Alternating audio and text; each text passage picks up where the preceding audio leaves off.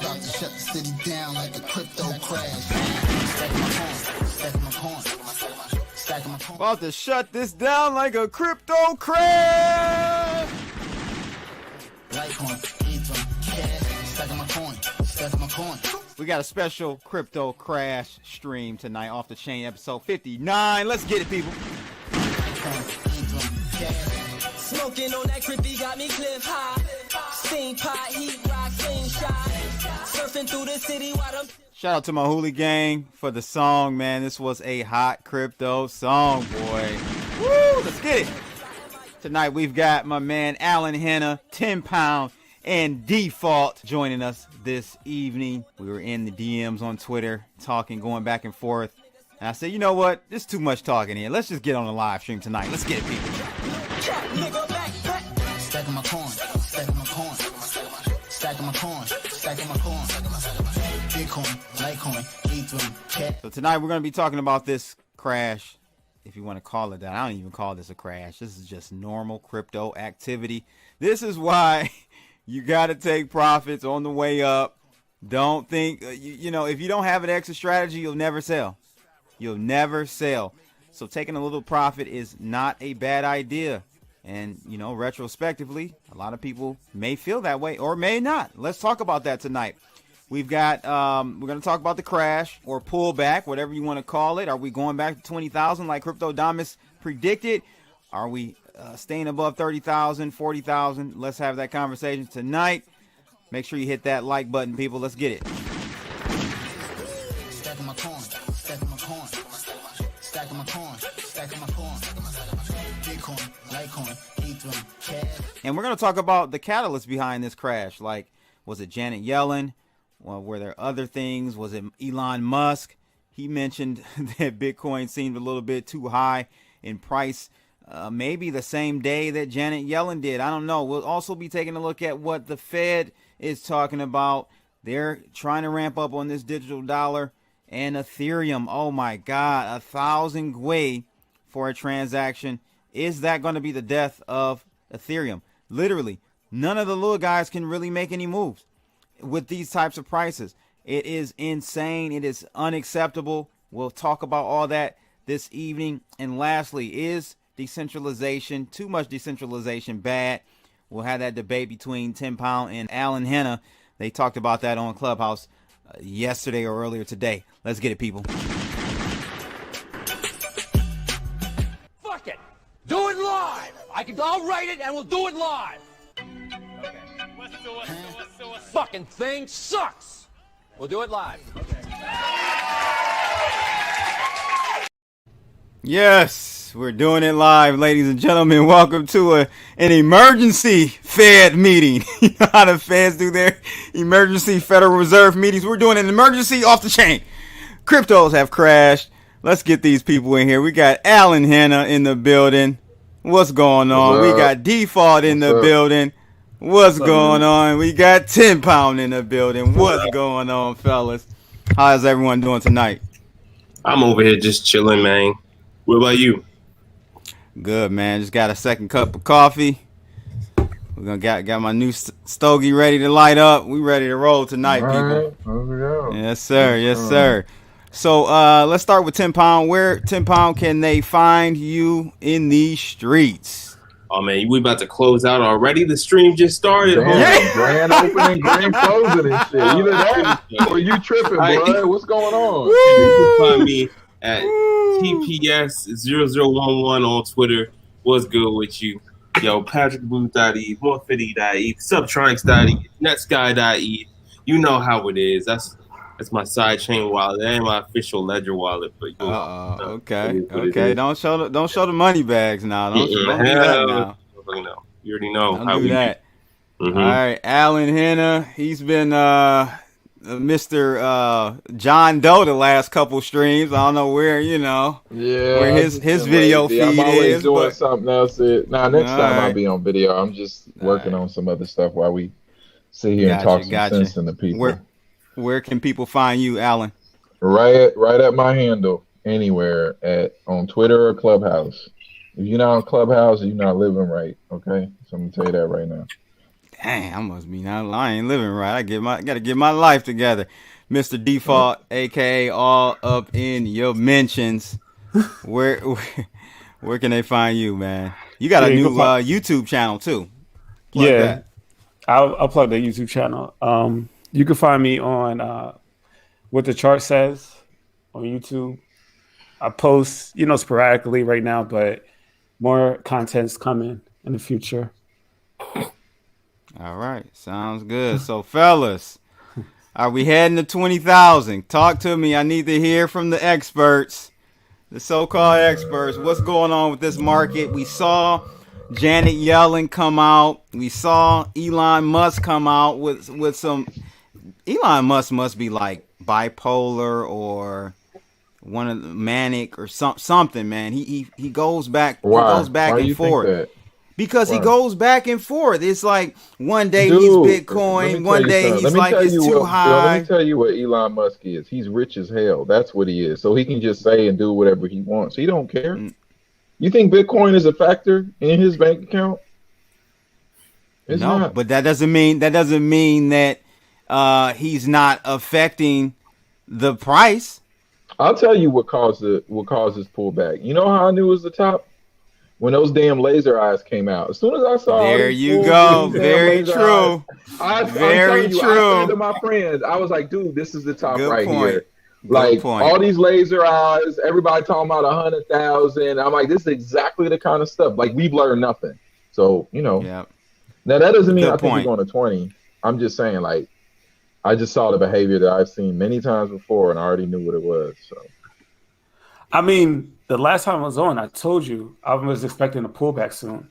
You said it in the chat room, in the DM. Yes, you did. You saw the 10-year. Tell us about the correlation you saw in the 10-year Treasury. So I've been following. You've been glitching. That's what you've been doing. Default. It was trending up. So you got to say that again. So I'm sorry. Can you hear me? Yeah, we can hear you now. Yeah. All right. But I've been following the 10-year, and I started trending up. And typically, when the 10-year trends up, people start to get spooked because they start to.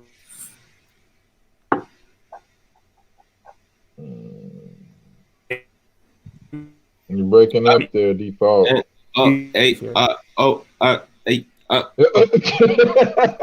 Default on American. He's on AOL. Let me come back. He's on AOL, man. I just heard him. Default. That's what he got. He got that default mic. That's what the hell is going on. No, he got the default dial-up settings, man. You got to change it from 56 bud to 120 something. What is going on, bro? So I'll go to you, 10 Pound. What's your thoughts? So Default was talking about the 10-year Treasury, and I know you guys saw that comment he made in the DM. He was spot on. He said correction incoming. Stocks fell. Yeah, he did. I give him his credit. Yeah, we got to give it to him. What's your thoughts, 10 Pound, on why we saw this pullback? Man, I think ultimately it comes down to incompetence. I said it. Can you give us more detail? Yeah. Expound on that, please. I think for the most part, this market crash, more so correction, right, has to do with the fact that we have irrational exuberance, right, for the most part. People just running their companies into the ground, just like in 2008. Mind you, like that little ballooning right there was pretty much the last ditch effort, right, for people to save face. So what companies are you seeing right now that's being run into the ground? Good question. I think a lot of these corporations, like WeWork, a lot of the corporations, sort of like what's going on in like fintechs to a certain regard. Not all of them, right? You got Square that's doing good work. PayPal's doing all right. But there are just some fintechs that are like, rolling the dice and coming up short. Not to mention these special SPACs, right? these special acquisitions. I had a friend of mine call me the other night. Mm-hmm. He was in a business meeting with some guys that's doing some SPACs. That's heating up for sure. Yeah, it is heating up. But for the most part, a lot of those companies don't really provide too much in the physical realm, right? They're pretty much software as a service. A lot of them are. So I just think that people are sort of like, being irrational and not necessarily taking the time to do their due diligence. And let's be real here, like debt to GDP right now is a joke. It is what it is. So I'm not trying to heckle anybody, but it is what it is. So you think that the traditional market signals or indicators have that much of an impact on Bitcoin in the crypto markets? That's why today or yesterday we saw this pullback? We're tied to equities, right? Yeah, we are. We have correlation to equities. So, yeah, to a certain regard, absolutely. Okay, Jay Way, we're going to actually talk about your very point about Tether settling. That's one of the topics for tonight, so we will definitely get to that. But I want to get back to Default regarding his thesis, and he was spot on, ladies and gents. He told us the other day, markets are about to turn around. This is why 10-year treasury. Let's talk about that. All right, can y'all hear me now? Yeah. Yeah. All right, great. I was on the wrong Wi-Fi, but my bad. Gotcha. Just looking at the 10-year, it signals like what's going on in the market. It's signaling like there's an inflation fear, and so people want more interest on a 10-year note, which the Fed doesn't control. They control the 2-year, and so with that rise in interest rate, typically when that happens, like it trends up so fast, typically people start to get spooked and they start taking, their positions out of growth like positions. So your higher cap stocks, if you notice, have sold off more. But to tie in with 10 pounds point, yes, there is a correlation. And so, like with MicroStrategy, like with them issuing all that, senior note debt to buy more Bitcoin. That's concerning to me. I said that on our last stream. Yeah. That's a little concerning to me.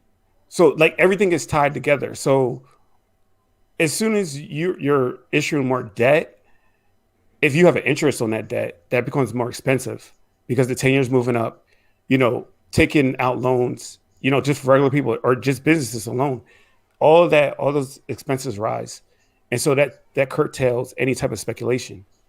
And so that's why it's so key to be, to follow that 10-year note. But the thing that hasn't risen that much yet is the dollar. So I don't think the run is over yet. I just think this is a correction. For okay, crypto. Good. Okay. So this is a correction, not a start of a bull. I don't think we're at the start of a bear market either. But how low are you seeing us going from here?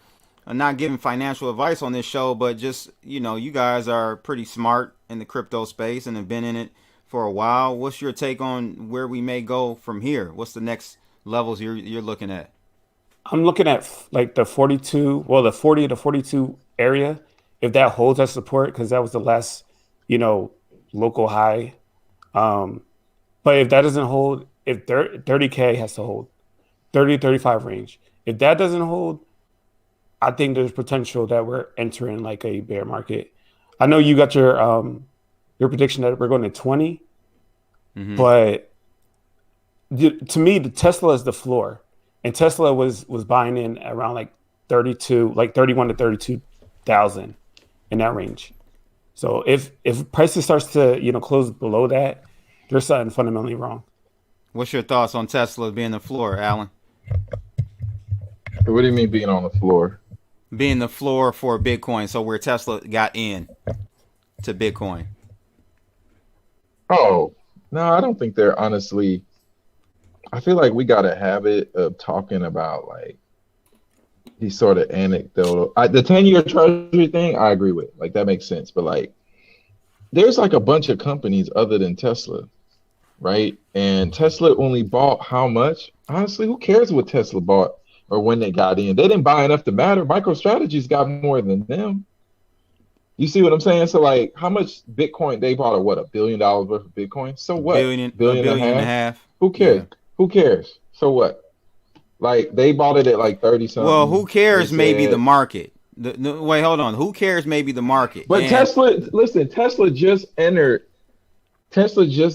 this like Bitcoin thing, and now all of a sudden they're the bellwether. Like, oh, what is Tesla doing? Like, what is that? No, man. Because I know it's ridiculous. It is ridiculous. However, come on, man. This whole market is what 1.5, 1.6 trillion. It's a small market. You know, so you could literally have a few people watching what Tesla does, because we all said Elon Musk is the man. They may follow his lead, or you know, that's what I mean. That could be one look at it. One way to look at it. Yeah. No, you don't think so? I just don't. I think the whole buy Bitcoin thing is just a bunch of like, with Tesla buying it, I don't think it changed much. Okay, that's what I'm saying. I just don't. I think we were overbought. We got laser eyes. Like once the laser eyes came out, that was it. I was like, all right, well, that's it. Like we're done. We're going down. Like this is the kind of stuff you see that like can just tell you that we're like topped out from like a momentum, from people being overexposed, over leveraged. Like you can there's overzealous. Like people really need to like let's see where you really are, right? And this market. One thing about this market that I hear from a lot of traders, and Default, you can maybe speak to this, is a lot of people talk about how much crypto trades technically, like how it's just such a like really it's a trader's market. TA, it's a trader's market. So I come on, man. It went to like almost what, like 58 or something like that. Yeah, it went over Bitcoin. Yeah, and you know other coins, Ethereum went up, and a bunch of other coins were pumping hard. Yeah. So I know you guys saw the trend going on Twitter and stuff, crypto Twitter, about Bitcoin reaching what's that 1 kilo of gold, or what how much measurement was that Bitcoin became equal to in gold? I forgot what it was. I was seeing the tweet all over the internet. I didn't see that. Okay, I know it went over 1 trillion market cap. No, but $58,000 is equivalent to someone in the chat room helping out as far as how much gold that is. It's like a kilo of gold or something like that. I can't remember, but it basically matched that amount. So I don't know. Maybe that's, you know, a top 1 kilogram. Yeah, 1 kilogram of gold. It was one big Bitcoin. We touched that. It was $58,000 and some change. So is that something we're not looking at as possibly a fundamental stop? Yeah. What do you think? Yeah, I mean that could be it. I think it's Bitcoin's own fault for tying itself to this stupid gold narrative, and maybe people are like, is digital gold? Well, hold on a second. Physical gold is useless as money, so digital gold is useless as money. You know what I'm saying? Like that's how I look at it. Okay, all right. Yeah, I don't know, man. This article though that I just shared in the chat rooms, ladies and gents, CNBC. So Yellen actually came out a day or two ago and said that essentially sounds like she may be related to Alan Yellen. I'm gonna call him Alan Yellen. She said that Bitcoin is extremely inefficient. It's an extremely inefficient way to conduct monetary transactions. I would assume you agree with that, Alan.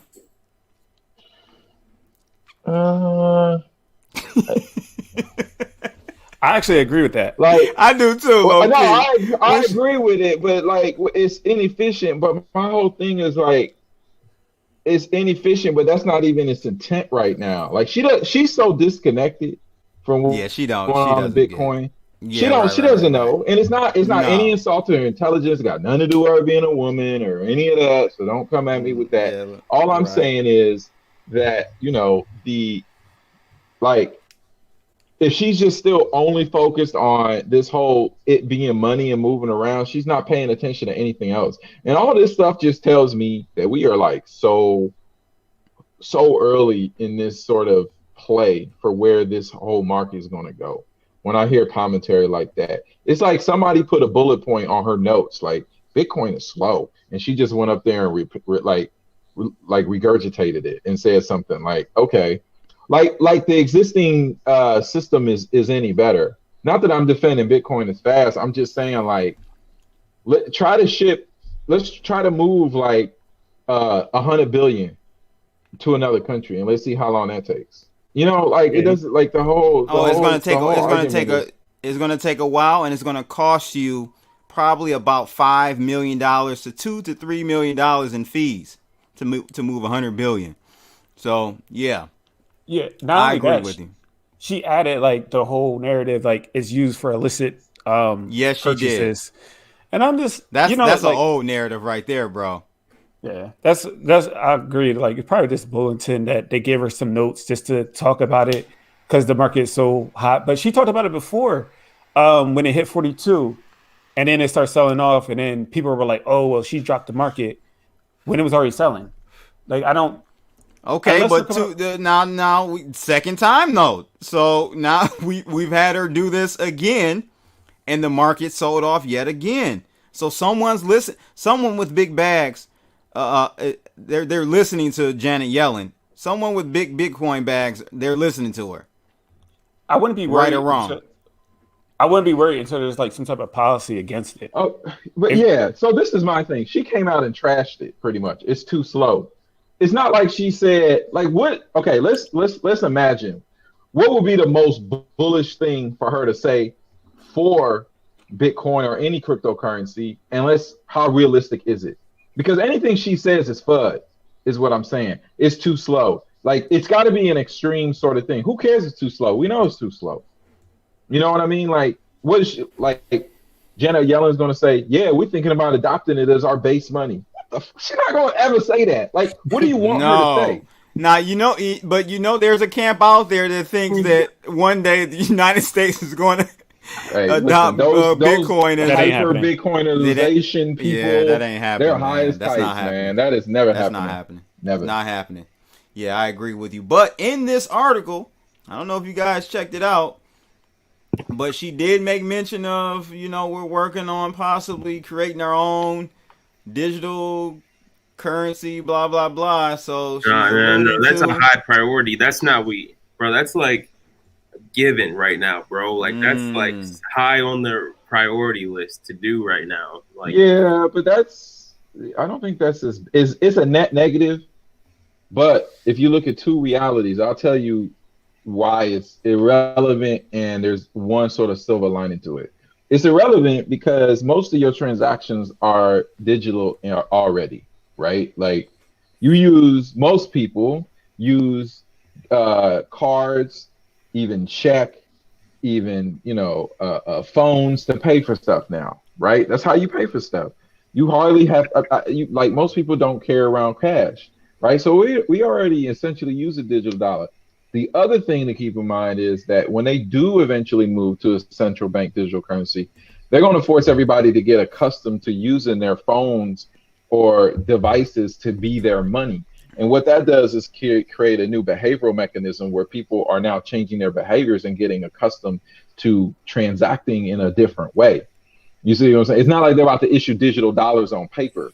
Like it's just they're going to give you these, like either an app or something that you can now transact and pay for stuff, right? And so that's going to change the behavior of the country and probably other countries to transact in digital money. And then at some point, people are just going to realize that digital money is complete trash, So that's how I look at it. Why would they jump to that conclusion? I don't see that happening. So here I'll tell you exactly how I see it happening.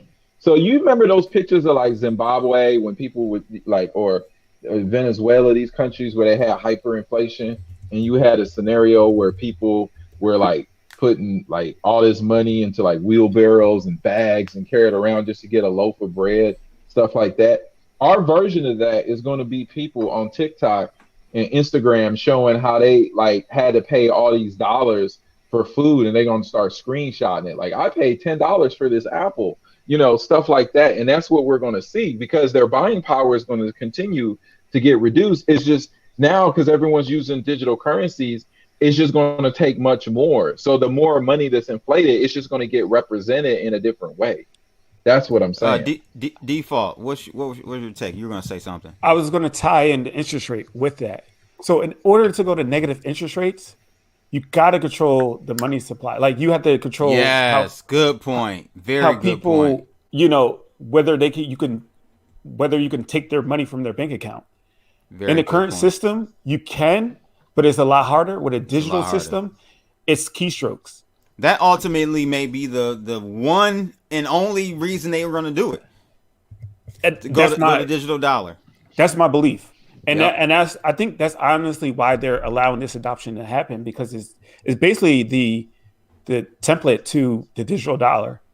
And tying in with the other article with Tether, maybe that's another reason why they're starting to come after Tether.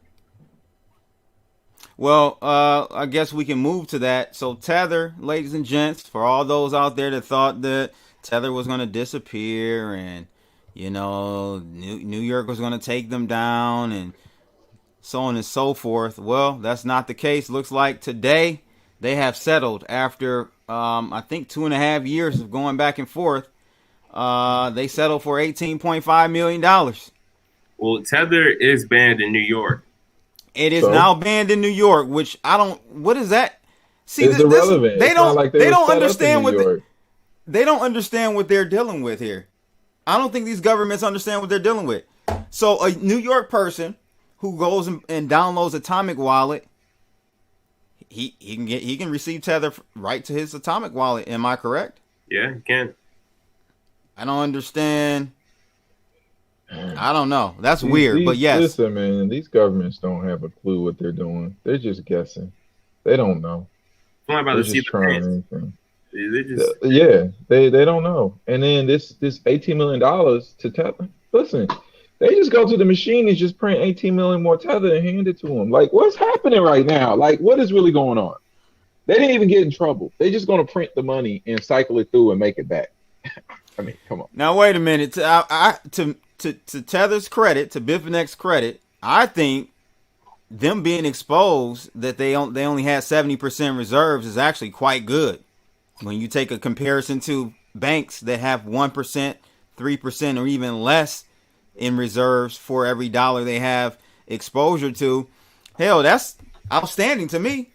If a banking institution comes out today and tells me they have 70% of their cash reserves that they have on their balance sheet, I'm like, hell, that's a strong bank. Yeah. What's your thoughts? What's your thoughts, Default? Yeah, that was contradictory. Like, as far as like the banking system, they're not holding those reserves.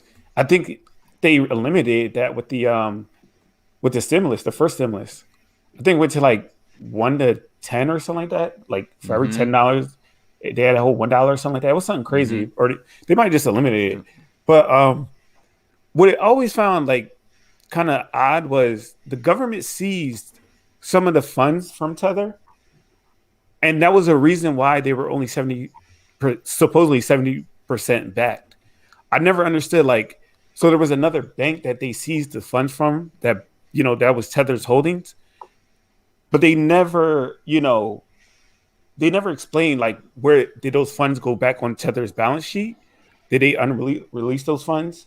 I'm not sure, but the funny part about this whole situation is that as you guys can see here, for the next 2 years, they'll be required to submit quarterly reports about how much money they have in their reserves, as well as how they're working to exclude New Yorkers from their services. This is draconian and really is irrelevant. It makes no sense to me, and it just exposes New York in the fact that they don't understand what they're dealing with. in regards to blockchain. They really don't understand. Is this so? I guess my question is, what does this do now to Tether? Are they in a stronger position now that they got this past themselves? Got this past them, or do you think other states are going to come after them, or does the actual federal government come after them next? Who wants to take that up? I mean, so wait a minute. Who came after them this time? It was New York. Yeah. Oh, New York. So this OAG. This wasn't the SEC. Nope. Wow. All right. Well, then I had mixed that up. Probably another hand slap, another Tether print, and we keep it moving. I mean, I'm saying, do you think that at the federal level they're going to attack Tether next? Because honestly, Tether is. I don't know what case they have though. What case do they have? What case? I don't know. And in this case, sets precedence. Whether even though it's a different level, it still sets precedence, right? They're going to stand in front of a judge or someone and be like, "Well, yeah, we settle. Why won't they settle? What's the difference? It's just a money problem at this point. Why redo this whole thing? It's not in the interest of the people. We're ready to pay a penalty. Unless the SEC has different claims, right? So, I don't know. What are your thoughts, 10 Pound? Man, I think the Fed has way bigger fish to fry. That's the way I see it. But so they're not going to come after Tether. Probably not. Well, probably not. I'm actually surprised that this wasn't a positive event for cryptos, or maybe it was and it just got overlooked by Janet Yellen or Elon Musk comments about Bitcoin. I don't know, but I thought this was actually a positive for Bitcoin and cryptos. This outcome. Yeah, I think it's neutral. I think it's wholeheartedly neutral because it's just a stable coin, man. Like it's not like people are buying Tether, the whole Tether, because Tether is going to appreciate. Hell no, right? Mm-hmm. Yeah, default. Any words you want to say on that? Do you think the feds are going to come after Tether next, or is it just the done data? I mean, they will if they're coming out with their own. Well, yeah, I think in the future with the digital dollar, but I don't think anytime soon. But this is a template for like a way to come at them. Maybe with all the reporting, they'll try to slip them up like, oh, you reported that you made this amount of prints and you had this much backing, but I don't think it's anytime soon. I think that the people that are like spreading that Tether photo on Twitter kind of like have an egg on their face right now. Yeah, New York is ridiculous, man. I feel sorry for people that live in New York, boy. I tell you the truth. Their laws are just ridiculous. So I want to move on to Ethereum, bro. Like, I saw in the middle of my interview I did with Douglas Horn, was it yesterday, I looked at the Gwei prices. Gwei was like at 500, 504, or 505 at that time yesterday evening. What the hell is going on, fellas? Like, this is out of control. And will this be will we get into like a spiral, a death spiral, a Gwei death spiral with Ethereum to the point where no one can move anything because it costs them $1,000 just to move their funds around? What do you think is going on? What is the solution? Let's talk about this. I think this is a huge issue. I don't think it's gonna get that bad, bro. I don't think. Why not? One, because like for it to be that much money, bro, like it'd have to be like 20,000 giveaway. Like hell no, that's not gonna happen. No, dude, bro. Did you ever think you were gonna see 500 or 1,000? Yeah, I did. Yeah, come on, man. What's wrong with you? I did. Oh my god, bro! It's not the first time I've seen 1,000 giveaway. I've been in the space for a while. It's not the first time. I've never seen 1,000 giveaway. Default, have you? Nah, I haven't. The fees are ridiculous, and we've been saying this. You know, we've been talking about this for the last couple of months, and I was saying in like September, I was like, if they don't find a way to get these fees down, you know, another blockchain is going to come in and take their shine. And you know, you're looking at Binance Chain. That's what That's they're kind of right. Yeah, they're just still in their tech, but you know, people are not going to care if they're only paying 10 cents for a transaction. And then on Ethereum, you got to, you know, cost you like $40 just to move money. Like, it doesn't make any sense. Yeah, I agree. It's a problem. People are just minting all these different contracts, and they're, you know, deploying all these dApps, and it's just, you know, bots are running too, scalping bots, vampire liquidity bots. Yeah, but regardless of who's doing it is irrelevant. The gas prices are high. I just think it's too early. L2 solutions are being worked on. I think the real battle moving forward are L2 side chains versus other cross chain competitors to Ethereum. That's the real battle moving forward. Right now, Ethereum I guess my question though, Alan, is, you know, in this article, really, this article is slanted toward the miners. Like, the miners are making, they having a ball right now. Yeah, because right? they're trying to eat, because they're on their way out. They're on their way out in a couple different ways. They're on their way out because they're moving and staking. They're also about to lose, I think, about 40% of their revenue because when this EIP 1559 comes in. They're fighting all this stuff because they see that people that like now the demand is there. I'm not saying like that they're affecting the gas price like that. I'm just saying that they see that this is coming to an end, which is why they're fighting some of these initiatives. So gas prices should lower once that EIP gets implemented. People will move to L2s, and at the same time as they move to L2s and side chains, we're going to get staking eventually. I'm thinking more long term here. These other chains, they got to work to get developers there so that once the developers are there, who are the builders, then people can go over there. Okay, I don't think Ethereum's going to start getting any sort of dents in its armor. Listen, you're not just going to like copy Aave and throw it on Polkadot and be like, yeah, this is Aave on Polkadot. Like, you're going to have to do different stuff. I was going to say, why not? Because the liquidity is not there. The liquidity is not there for it. There is no liquidity for that. All the liquidity is on Ethereum. Uniswap's on Ethereum, right? Sushi is on Ethereum. All these protocols are on Ethereum, and they're moving to L2s. Hey, how long to the point we get Uniswap moving? Is that ever going to happen? Uniswap's been working on going to Optimism.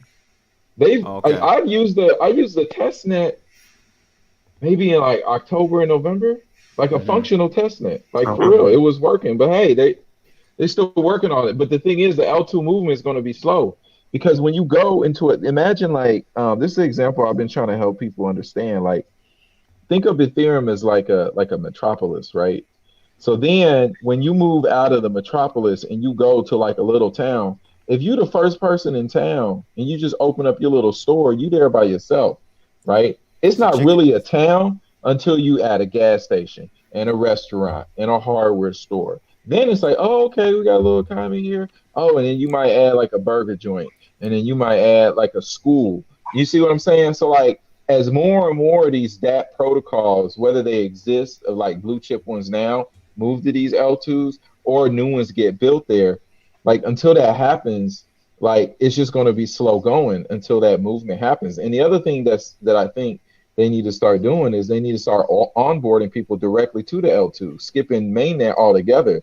Because, but like, if you're an L2, you're getting your security from Ethereum, right? So you just need Ethereum to do your essential, like your fraud proofs and your general validation. So, I think Alan, I think layer 2s are great, bro. But hear me out. Like, sometimes security risk is there. Like, some people can barely even wrap their minds around switching RPC networks right now. Like, dude, what? I can guarantee you. What you're saying. I'm talking about like installing another RPC to tap into a layer 2 within their wallet. A lot of people, they can't comprehend that yet, man. Like, come on, bro. You know how they're going to have that out of the gate. It's just going to be, what are you talking about? That's going to happen. It's just going to be a drop down. They're not going to install no RPC. Bro, if they would, bro, they should have did that a while ago. Instead, they but it's early. Did you do your RPC? Okay, let me ask you this. Did you do your RPC to connect to Ethereum? No, hell no. Okay, so why didn't you do it? Because it's already fucking there. Thank you. You just proved my point. You just proved my point. That's what they're going to do. Yeah, that's what. It's going. Yeah, I see it. Yeah, bro. Here's the thing, man. Like, sometimes reliability on side chains isn't there. Sometimes it just isn't. Don't conflate side chains and L2s, bro. L2 is a side chain, bro. You're using semantics, man. Okay. All right. You guys are, bro. Come on. Here we go trapping again. What's the difference between an L2? Hold on. What's the difference between an L2 and a side chain? You geniuses, answer it. I don't see one. That's what we're saying. Well, then you don't understand either one of them. Do you want me to explain it to you? Go ahead, Einstein. Okay. The simplest way to put it is that a side chain gets its security from itself, not from the main chain, not from the base chain. So, for instance, Matic/Polygon is a side chain, okay, because it has its own set of validators, and it doesn't validate that proof on Ethereum. It validates its own transactions within its network. It just has a bridge between, like, to go to and from Ethereum, whereas compared to like a Loop Ring or a ZK Sync in these other L2s, these real L2 solutions, they actually get their security via rollups and from fraud proofs. And there's another type of proofs, and that's because they're all side chains. Some are just better than others. That's all it is. They settle their transactions, and they get their security from Ethereum mainnet. No, it's a fundamental difference. You need to understand that. Okay. Well, he does make some really good points. ZK rollups. Oh, okay. Yeah, ZK rollups are definitely reliable, and they do provide security compared to an alternate side chain. But is that still a side chain? I mean, is it just a better? Is it just a better shard? That's what it is. It's a shard. But it's still a fucking side chain. It's still a side chain, bro. No, it's not. It's semantics, bro. It's not semantics. This is technically defined. All right, I'm telling you. I'm not as technical on that side as you and 10 Pounds, so I'll let y'all battle. I'll let y'all battle that out. Yo, Alan, bro. Okay, so ultimately, you're right. There's a completely different explorer side chain, right? As for ZK rollup, it all happens on mainnet for the most part, and it's just, like, I say. You say I'm right, man. So just say Alan is right. And stroke his ego like we don't know need I'm right. to do. Listen, I'm willing to put money on this. Like, I'll put 1 Ether on it right now. Man. That I'm right. I know I'm right. Hey, it is all right. So the side chains, for the most part, back to the premise, right? They just don't provide like that much like user capability as much as the mainnet. Like ZK rollups is a whole nother story, bro. That's a completely different story, right? But for the most part, like, I was trying to transact on XDAI today, and the network just completely bugged out during the dip, man. I couldn't take profits because, like, the security. What were you trading on XDAI? What were you trading? I was trading Ethereum on XDAI. Wrapped Ethereum on XDAI. Yeah. Okay. There probably was no liquidity. That's what I was thinking, but I wasn't going to say nothing. But because I was going to ask him what Swappy was on. But I figured that is the problem with XDAI. There's no liquidity over there. There's liquidity. Yeah. There's not enough. Liquidity. What's the TVL then? Tell us the TVL then. Tell us the TVL. You probably don't know offhand. I don't know. Hey, but I got a question from a longtime supporter. Big Curious Mom says, how will ETH community teach the masses about L2s, or will it be tech that powers things behind the scenes and consumers don't need to know? Probably the second point. I think that's what Alan's saying they're working on. Oh, can you put that back up? Because I got a good explanation for that, actually. But how will ETH community teach the masses how to use L2, or will we detect that powers things behind the scenes? Oh, I'll tell you exactly how that's going to work. Hold on. Let's get default first, and then I'll let you chime in, Alan. All right. Okay. Go ahead. No, I was just saying that they're probably when you notice it for the average consumer when they finally, implement the whole setup, because like with 10 Pounds saying with the RPC whatever and changing the wallet and stuff like that, that's too technical for the average consumer. So they're probably going to eliminate that. Everything will be streamlined, and I don't think that's going to be an issue when the final. I heard that Uniswap was trying to. Well, it was a rumor, but Uniswap was going on XDAI, but I don't know how true that is. But by the time it rolls out, Uniswap, it's Honeyswap. Honeyswap is already on XDAI. By the way, there's about $5 million worth of liquidity right now. Not too much, but billion or million? Come on, it ain't billion. 4 million, yeah, not billion, million. Oh man, that ain't man. Man, see what we talking about? Oh my god, that ain't no liquidity, bro. It was bugging out, bro. It was bugging out. Yeah, come on, 10 pound. That's why I was bugging out on you, bro. That's why I was bugging out on you. But to the point though, Alan, you're saying once these L2. I've been hearing Alan say this for the last 10 episodes. Once these L2s get spun up. Okay. My question is, hold on. My question is, sorry. Yes, why has it it's already out of control? So why haven't the L2s been implemented and people using them yet? There's got to be some disconnect. Something is wrong. Something is not to the point where it can scale to that. Sir, can I answer the question, sir? Go ahead. All right. Look, these are just now getting off the ground. Okay, this is still. We need DApp deployments. We got conversions that need to happen still. And I'll tell you exactly how that's happening and why that's happening. Okay. When you look at, for instance, OpenSea is about to open up on Matic/Polygon. Okay. We're not onboarding directly to L2 right now. Right. And it'll sort of roll in that person's questions about how is this going to happen. People are going to onboard directly to L2 is what I'm telling you. They're just going to have wallets created that just straight are on Matic. Just like, have you used Loopring's wallet? Use Loopring's wallet. That's what it's going to be like. It's just the example I gave of the town, and you just the first gas station in town or the first restaurant. It's not even a town. It's you just there. That's where we at. But these stores and things are about to open on these L2s. It's just going to take time. Man, L2's been around for how long, 10 pound? Oh, I'd say 4 years, 5 years. No, probably just 2 years maximum. 2 years max? Yeah. L2s on Ethereum? On Ethereum, yeah, about 2 years now. They've been people have been building and deploying liquidity over there for about 2 years now. Okay, but the concept, I'm saying, they've been testing this concept for 3-4 years. Yeah, like Matic, no. Well, Matic went live, I believe, in 2018, 2019? 2018, maybe they went live. Yeah, exactly. 2018. So, yeah, and that was the first one to really get some sort of traction. True. Yeah. Right. So yeah, in that regard, so it's 2021. Yeah, it is 2021. I'm just asking, what's the hold up? I don't think there was any incentive.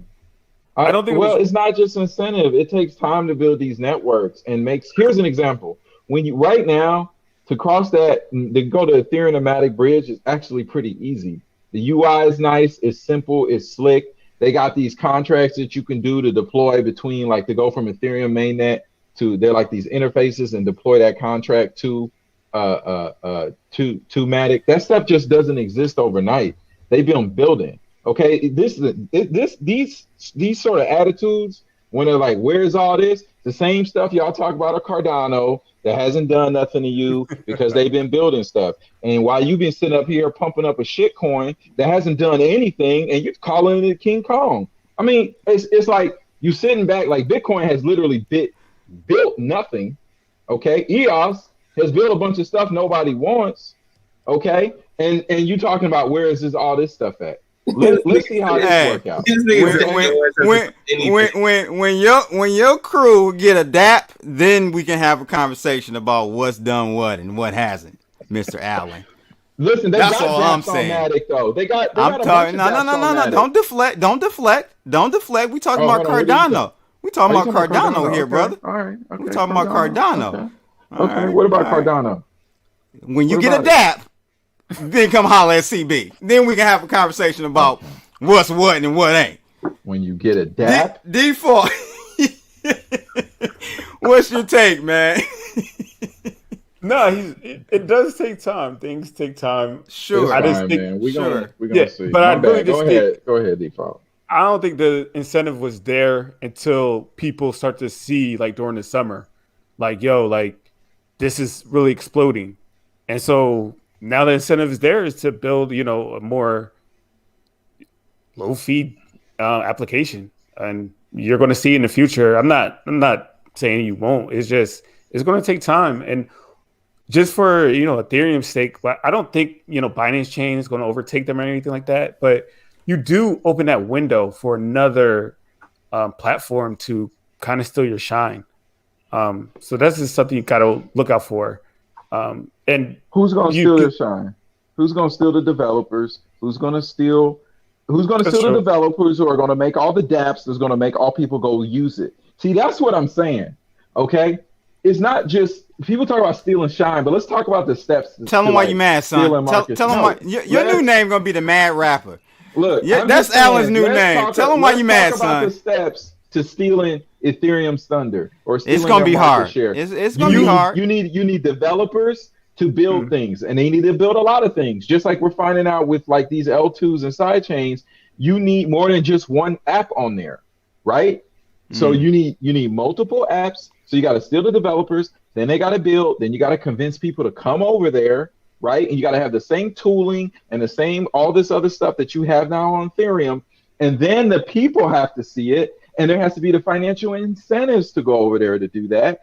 And if you're going over there to buy and sell stuff, well, who else is going to go over there and buy and sell? Like, there's all these steps, and people act like it's just going to happen like overnight, like, oh, Ethereum is sensitive, so let's just go. Not you, but just generally speaking, that's how people talk. Like it's just about to happen, like tomorrow or even like next month. Like that's not how this is about to play out. Default. Yeah, but the financial incentive right now for Binance Chain is there for the consumer because of the low fees, and that's the only advantage they have right now because they're still in the, you know, coding and everything. It's Ethereum on Binance Chain, basically. So, you know, you do open that window. I'm not saying it's going to happen like, oh, one coin is going to come up and no, I'm just saying you do open the window. But, you know, I'm still bullish on Ethereum long term, and I'm not selling my Ethereum. So it is what it is, I guess. Well, my thing is, guys, I mean, you know, unless this trend changes, I don't see it changing. I don't see the trend of 1,000 Gwei prices or higher going the other direction because it's a feedback loop. So if we are still in a bull market, which I think we are, and we're going to have Bitcoin at 100,000, that means, you know, Ethereum's going to be 4,000, 5,000, 6,000 plus a token. I mean, you're going to be paying $300-$400 just to not interact with a smart contract, just to move your coins across the network. Something's gotta change, fellas, and it's got to happen fast. Either the L2s, like Alan is saying, or you know, the longer term roadmap is to ETH 2.0 to really get fully run. Phase 0 or phase one to get spun up and going. But I don't know, man. I think there is some possibility for another blockchain to steal a lot of the market share from Ethereum. We're seeing it in real time with Binance. It's happening right in front of our face. We'll see how far that goes, though. It's going to be very hard to take a lion's share of the activity from Ethereum. I agree with you wholeheartedly, Alan, for sure. So we'll have to see. But let's talk about, first I got to give a shout out to all my premium members. Kevin B, we got Big Curious Mom, Alpha One is in the building. I didn't see Tim G in here tonight, but shout out to all the premium members for joining tonight. All right, next topic. Mr. and Mrs. Hannah. Yes, I'm talking about Al. I don't know which one of you is the Mrs. and which one is the Mr. I'm the grown man here. So I don't know which. I don't know if y'all non-binary. I don't know how you identify yourselves. But Tim Pound and Alan had a little marital hiccup on Clubhouse Let's talk about what happened on Clubhouse, fellas. So we were having a conversation with this cool cat. Man, I really enjoyed this conversation. His name is Benny.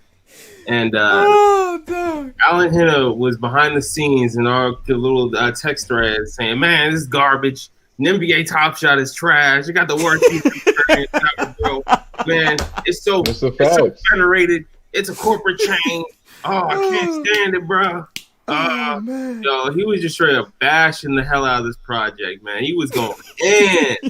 And then he had the audacity to be on Clubhouse like, no, man, I'm not talking like that. And I'm like, bro, what?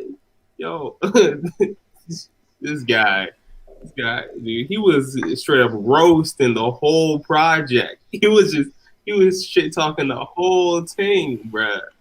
No, I didn't name the team. All I said is that don't come on Clubhouse to a bunch of people who are trying to learn and frame that Flow blockchain is this superior chain to Ethereum, which is what exactly was being done. You and your 20-something validators, okay, well, you can't even pop off a pack drop without the site going down. Don't position this like you guys have got it figured out. And when you want to talk about security and speed and all this other stuff, you listen, these clubhouses are full of people that are looking to be creators and looking to like self-start, right? They want to go mint NFTs and do their art, and we're trying to help them understand what's possible and let them know that they can do it. And you can start on Rarible and explain OpenSea and Super Rare and all these sites and all these other NFT sites, like, hey, you can do this yourself. And when you ask, hey, on Flow blockchain, can I go and have a marketplace? Hey, on Flow blockchain, can I just go and do this? No, they don't have nothing. Do you have a bridge to Ethereum? No, we're not really looking at it. Then what's really happening? Listen, what they're providing is a product people want on a centralized couple validator, whatever chain. And they got the projects that they want to deploy because they want to control the experience. But don't compare it to Ethereum because it's not the same thing. It's not decentralized. It's not open. So let's hold on. And Mr. Company Cape over here and his company Chain Love wants to sit here and act like there's even a conversation to be had. That's all I'm saying. Wait a minute. What is he talking about, Tim Powell? Bruh, okay. What he's talking about is, first off, I never said that they were decentralized at all, okay? First off, right, we in the U.S., we can't even properly buy this token, okay? It's for international users only to buy and stake right now. So, first why is it on Kraken? So why is that relevant? I was going to say, I brought that up. So, like, I was literally like pointing out the fact that like it is federated to the extent where they're trying to negate U.S. regulation right now by only having foreign involvement. I brought that. That was like the first question I asked him, and you're all like, "Oh man, bro, you trying to get in bed with this nigga?" Like, bro, I didn't say that, man. Let's keep this. Dude, don't put words. Don't put words out there. Dude, hey man, we buried the N-word in 2002, man. That's how you know he's lying. Man. That's how you know he's lying. We buried that. We buried the N-word. Did I say that? 10 pounds. Did I say that? Bro, I'm paraphrasing. You call me. Now you're paraphrasing. Here we go. Now you're paraphrasing. Bro. Oh my God. You're here calling me Mr. Company Chain, man. Like, what? You up here caping for the company chain. We might as well be Google, right? Google deploy NBA Top Shot. They got 20 validators. What's the difference? What's the difference? Bro. So this brings up a question that I have tonight for everybody. Is there, like, is too much decentralization bad, or should it be fully decentralized? Everything. I don't think so, man. I think there has to be. What I've learned over the years, I used to think that way. I used to think decentralization to the fullest, to the max. Now I'm leaning away from that, especially for certain certain implementations of blockchains. It depends on what you're doing. Like for money, like a Bitcoin or any other cryptocurrency, I think you need max decentralization. But for blockchains that run dApps and things like that, I don't think so. And I haven't seen one that's been successful yet. Ethereum is not decentralized, bro. Just to help. No, I'm not saying okay. I'm not saying it's completely. What I'm saying, if you compare and flow to Ethereum, it's not even the same. I can go do anything I want on Ethereum that the protocol will let me. That's not how they set up flow, right? Or they're not building things, or they're not giving you the tools. There's not devs there. They're not creating bridges. They want to create this sort of moated, closed off ecosystem. Man, they're building bridges, man. Stop saying that, bro. Where's the bridge? He's straight up on it. Hold on a second. He straight up on the call said they're not thinking about building a bridge. He said that in the Clubhouse room. What are you talking about? I mean, bro. Did he say that? Yes or no? Is that what he said? He did say that, but okay, yeah, bro. He's not like, you know, a technical guy, right? Like, dude, he did say that they were going to integrate with OpenSea, and OpenSea is primarily built for Ethereum, and they came out with an announcement that they're working with OpenSea. So, like, what do you call that? Is that a bridge?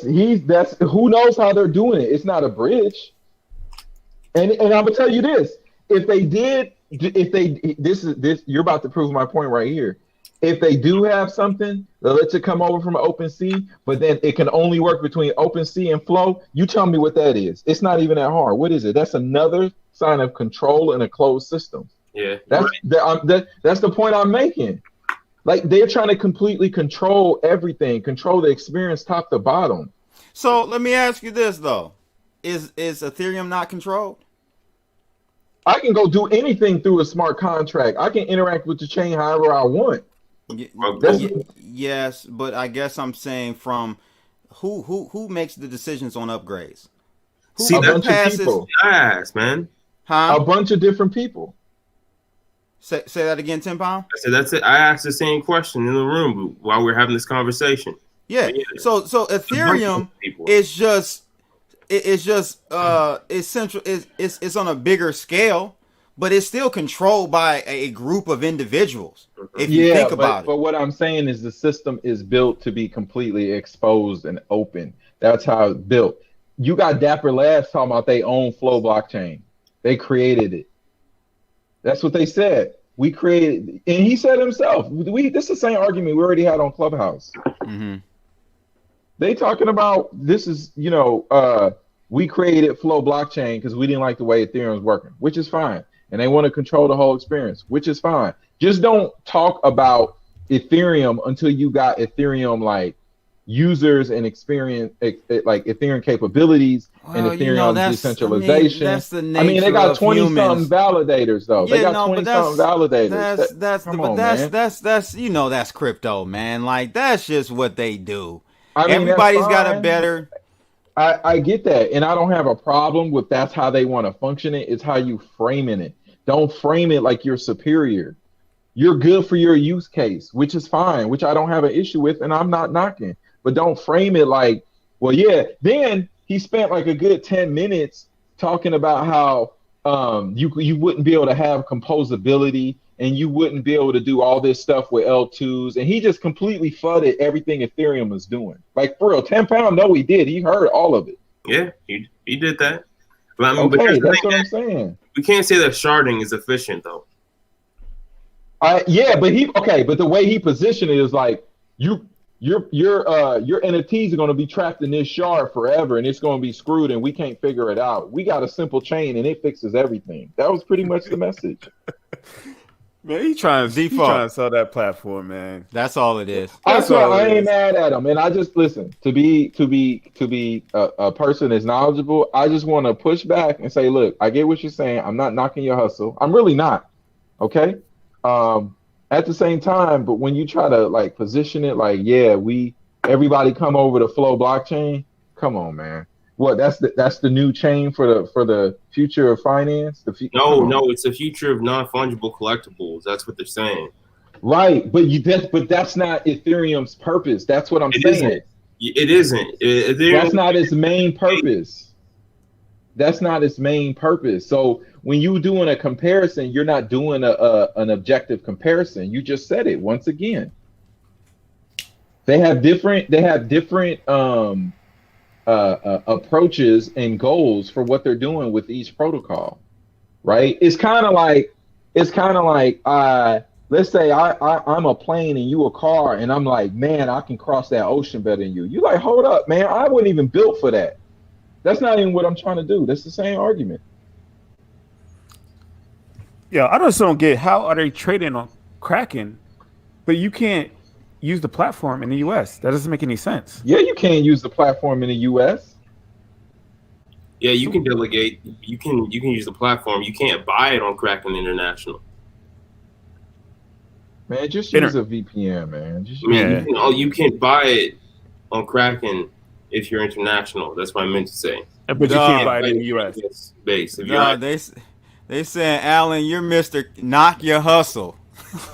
I'm not knocking the hustle. Just don't frame it, man. Yeah, bro. At no point did he say, yeah, we're focused on NFTs and Ethereum is general purpose. If he would have just said that, I'd have been cool with it. But that's not how he framed it. He started talking about L2s and cross-chain this and shards and all this other stuff. And then he's like, yeah, Flow blockchain, we good. Like, come on, man. Like, that's what he did. I mean, kind of, he did that. But, yo, you were knocking his hustle, though, man. You were over in the DM saying, GTF, all caps, bro. I was telling you that, okay? And I was very cordial and professional with him, okay? So understand the difference. I'm giving you smoke for caping, and I'm addressing his what he's telling everybody in the room in a professional and objective way. That's all I'm saying. All right, man. Whatever, bro. Woo, that heat, boy. That heat is on in the kitchen. What's your observation of what's going on? Oh, go ahead, 10 Pound. I said, bro, he didn't even do his homework. He was just like, yo, man, I don't really know how many validators y'all got for your transaction finality. He didn't know jack, bro. I fed all that information to him on the back end. No, wait a minute. If I don't, so you want me to know? So I asked him because I don't know because the number could change. It's just like when people be like, how many supply of Ethereum is it? When it changed like every 10 seconds or something, you know, like it's one of those things. I said, how many validators you got? He never even answered the question. Ladies and gentlemen, I woke up this morning, rubbed my eyes, rolled over, went to the DM, and all I saw was this. I'm like, whoa, what's going on, fellas? Hold on. What's going on? Why all the commotion? Hear you. Why all the commotion?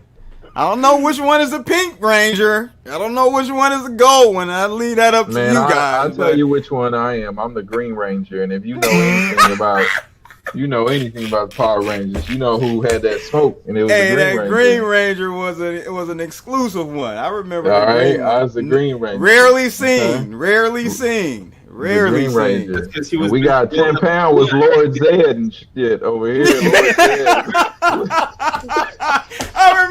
I remember Lord Zed. Wow, man. Dog. Man, see, Alan, bro, he stay capping on me like that, bro. I swear, dog. Like he coming at me sideways. Man, all the time, bro. Man. We just talking, man. You did come in the chat like, the flow this, flow that. And I looked up flow. I'm like, I'm looking at the chart. Rider? What are we? I'm like, what? That was the coin. I'm looking at the chart. I'm like, this ain't no buy. I mean, I understand you big on NFTs, but I'm technical. Like, I look at the chart before anything before I say, you should buy this. I appreciate it. Looking at that. Yeah. Now look, this is the thing. Flow is gonna have. Here we go. Where my man? Where Black Money at? Black Money? What did Black Money say? Man, why don't y'all let me finish talking? I'll say one thing, y'all just like jump up.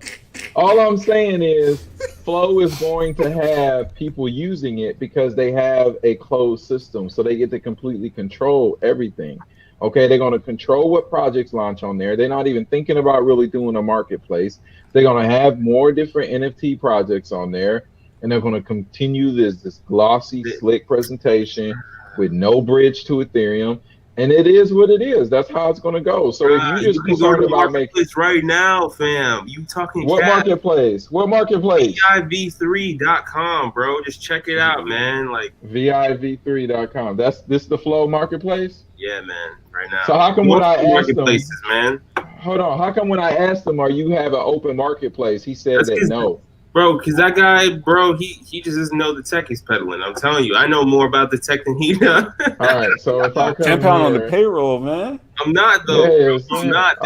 Let's see. I click the create button, and look what they tell me. Ask for integration. Boy, that sounds like permissionless like a mug, ain't it? Ask for integration. That sounds like Cardano. Yeah. Ask for that. Is there a button on Cardano's website where I can ask for a DApp? This is what I'm talking about though. Look right now. They tell you got to go fill out a form to get added to the marketplace. This is what I'm talking about. Oh, that's crazy.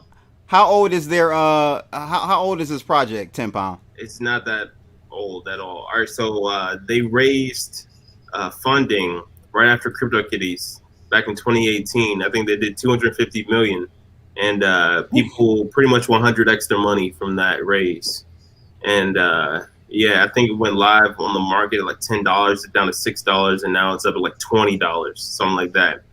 But yeah, it's only been out for the past month and a half, the blockchain. So like, wait a minute, that changes the whole. Come on, Alan, you got to give him a break, bro. A month and a half. No, he's lying. What do you think's been running NBA Top Shot? This guy doesn't know what the hell he's talking about. NBA Top Shot been out since the summer. What the hell are you even talking about, man? Man, I'm talking about, bro, man. Bro, what are you talking about? The asset, bro. I'm talking about the asset, the trading. All right, so okay, so how was NBA Top Shot running, bro? How was NBA Top Shot running? What was it running on? Flow blockchain. All right, so okay, yeah, so you were inaccurate for again. almost a year now. It's fine. It's now for almost a year. Hear me out, Alan. Hear me out. Bro. They just started trading, man. They just started trading like a month ago, man.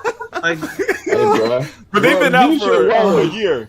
Oh. Yeah, at least a year. I'm about to find out exactly when they launched because they've been out for some time, man. And they had a closed off system. Let me go see if I can go be a validator. Let me go sign up. Flow validator. Let's go see. Oh my God. So ladies and gentlemen, shout out to my man Black Money out there, blackmoney.com.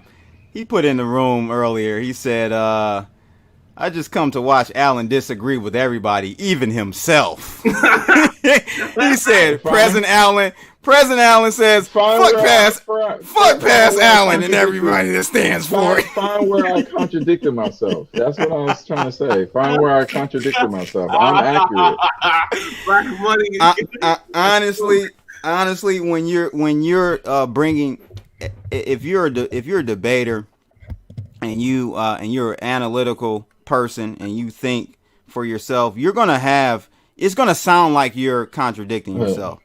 Because that's what I'm saying. Point it out. I'll be glad. You can agree. You can actually agree with points and disagree on other points, and it'll seem like you're fucking the past Allen and everything that stands for him.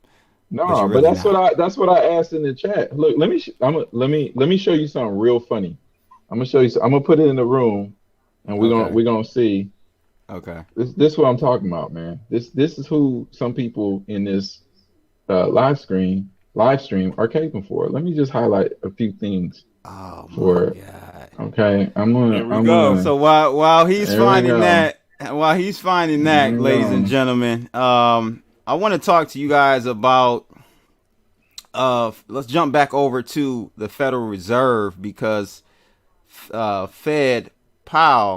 Powell, that is saying that they're ready to do this digital dollar, man. It's like on their list.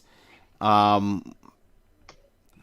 guess we kind of touched on it, but I want to come back to it because they're saying it's a high priority now, this project for a digital dollar. It's really irrelevant, man. I think it's okay. Alan says it's irrelevant. I want to see what Default has to say about this and how does that pertain. Look in your Twitter real quick. Okay, what does a digital dollar look like for Bitcoin, for cryptos? Is it a positive or is it a negative? Will it take people's attention away? Remember, we got mostly sheep here. We got mostly sheep. Is it going to take their attention away from the real cryptocurrencies, or will it actually end up having them adopt the real cryptocurrencies? Let me know. Default. Well, I think the bet right now, and this is why a lot of these institutions are buying Bitcoin, is they're basically betting that we're going negative interest rates and we have high inflation. And so if you have a digital dollar and the Fed, the Fed can basically control like the flow of money and everything. I think it's going to be a net positive for crypto in itself, because I think if we get the digital dollar, they're going to go to negative interest rates, and we're going to have massive inflation. So I just think it's going to be a positive for Bitcoin and Ethereum and all the other big cap coins. Maybe not the smaller cap. At some point, those coins will lose value because of no development and no real use case. But the bigger cap coins, I think, will benefit from that type of policy. Okay, so you don't think that if they come out with this digital dollar, they couldn't like peg it to a new rate? Because now that it's digital, they'll have the ability to remove flow or money supply and increase M1 M1 very like with literally the click of a button. There's no more playing with interest rates at the Fed window and all that to try to get interest rates to go higher and all that. So is there a possibility that this new dollar, which my man Jim Willie, I used to have on a lot, he used to talk about this Shice dollar and the United States creating two separate dollars, the original one that we already have, and then the new one that's going to be for external usage. So could that be a possibility? So we kind of basically hit the reset button on this whole devaluation of the dollar that we've seen over the last 100 and something plus years. Could we see that scenario play out though? I mean, honestly, I think that's where we're going. I just still see Bitcoin and Ethereum and, these higher cap coins, because it's not just the value that they're, against the dollar. Like Alan's been bringing this up, like they're basically building a whole new economy on top of, Ethereum. So I just think the value will continue to grow regardless of whether we have that digital dollar or not. But if we have it, it just gives it more, I guess, a more access, and it basically speeds up the adoption phase for, the consumer, because they're going to have to adapt to the new platform as the digital dollar, the wallet, whether it's going to be on your phone, which probably will be. You have the same capabilities right now with cryptocurrency. So I've been so ever since this whole Cash App, Zelle, and all these Venmo, people are starting to get used to using cash from an app. So I was saying this last year and a half ago, that I think those types of platforms are actually stealing a lot of the shine away from the Bitcoins and the Litecoins and so on and so forth. Not saying that those prices won't continue to go higher. I'm talking about actual adoption. I think that's going to be the same thing that happens with these new digital dollars by the Federal Reserve. I think it's going to steal more attention away from the real cryptocurrencies. What's your take? But the difference is that digital dollar won't appreciate in price like Ethereum will. No, it won't. No, absolutely not. So the appeal for cryptocurrencies is not just, you can transact, but the return of your investment. So I don't see anything that's going to stop that appreciation. So why would people use the digital dollar when, if I buy Ethereum and it goes up 20% in a month or over 6 months, I'm going to use that. And not only that, you can take that Ethereum and then, convert it to a stable coin or digital dollar or different coin and stake it and, do yield farming or, create an NFT or whatever. There's just more utility on the cryptocurrency side than the digital dollar. I think the digital dollar is mostly for, the central bank aspect. But I don't, like I said, I think it's a more net positive. It speeds up the adoption phase for cryptocurrency. Okay, so it speeds it up to you. Okay, what about 10 pound? You think it speeds it up or it takes away from adoption of cryptocurrencies? I think it's probably going to speed it up, but we'll see what happens. Anything, bro, people love living under sheltered pastures and whatnot, and they trust their puppet master. So they absolutely, that's what I'm saying, bro. People really they don't know, they lack the knowledge, and I think they're just gonna go with whatever is peddled, whatever's put in their face, they're gonna do it. Alan, what's your thoughts on the new digital dollar? Will it accentuate and add to the adoption of cryptocurrencies, or the opposite? I think, like I said earlier, that it is going to end up making people more comfortable with the concept of cryptocurrencies, because what it does is abstract away carrying digital currency, cryptocurrency, whatever. All they're going to see is that, wait a minute, this dollar, I'm getting less and less. And they're going to have easier on ramps to this stuff. You think that the wallets, like the way this stuff is going to work with the central bank digital currencies, is going to be them giving out software? Nah, they're going to let you hit it with an API, and then have all these different providers interact with it.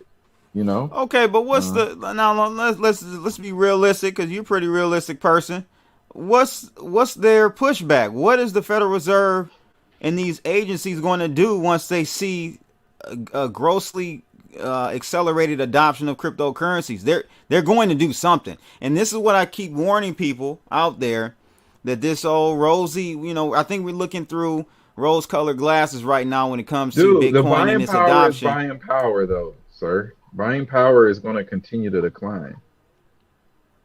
What I'm saying is, what rules, what sanctions, what legislation are we not considering by these governments? What is the United States going to do when Bitcoin hits $500,000, $1 million, and everybody's trying to flee the dollar? You think they're just going to sit to the side and just let it happen? I think Hell by then no. it'd be too late. It'd be too late. It's never too late.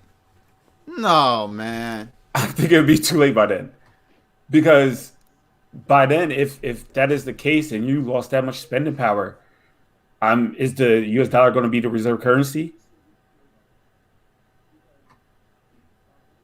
I'm actually of the camp to think that the only threat to the United States currency as a petrodollar is China. And, I don't know what they have up their sleeves, but that's the only threat I see. I don't see this is the problem, though. I don't see the Chinese yuan replacing the dollar, because it just doesn't have that much circulation across the globe. See, the dollar has the most circulation across the globe in all economies. So the Chinese yuan is mostly saturated in China. It doesn't really flow outside of China. They print a lot of the money, and they go out and buy assets here in America, in London, and in South and Africa, right? In South Africa and all the countries in Africa. So I can't see China actually being the replacement. So I just don't see any other currency that has enough, notoriety to replace it. So no, personally, I do not see the dollar being replaced by anything. I mean, that's fine. I agree with you, but that's by their policy. That's by design for their competitive edge for, exporting. Yeah, they can easily change that policy, and they already, they already are. They started. What was that market? It started this year or last year they have their own petro yuan. So I think they will change their policy. You're right that right now I don't see any currency overtaking it, but you're saying, Bitcoin at $500,000, like, I don't think at that you're talking about another 10x for BTC. What's the value of what's the DXY at that type of valuation? So that's what I'm saying. Like, I don't think they will even have to even the perception of the power at that point to do anything. This is my take. I think they're going to step in sooner than we think. I think the Black Swan event is some type of reversal of the Federal Reserve, or it wouldn't necessarily be the Federal Reserve. Who would oversee that? The Treasury, maybe. I don't know. What's the Black Swan? Tell me what the outcome is of the Black Swan. So I'm saying an event that none of us except Cryptodamus could predict. It comes out of what's left going to be the field. outcome? Like, the scenario would be we wake up Monday and the Treasury says we're I don't know, changing the tax rates on Bitcoin. Maybe they're taxing at 60%. Anything coming from Bitcoin, that's a how would it track people down? Well, what I'm saying is to fiat. Right. Back so to is fiat. that only going to be 2 Bitcoin, or is it going to be only? Well, first of all, if they try that move, it's not going to work out well for them. All right. What's going to happen? People.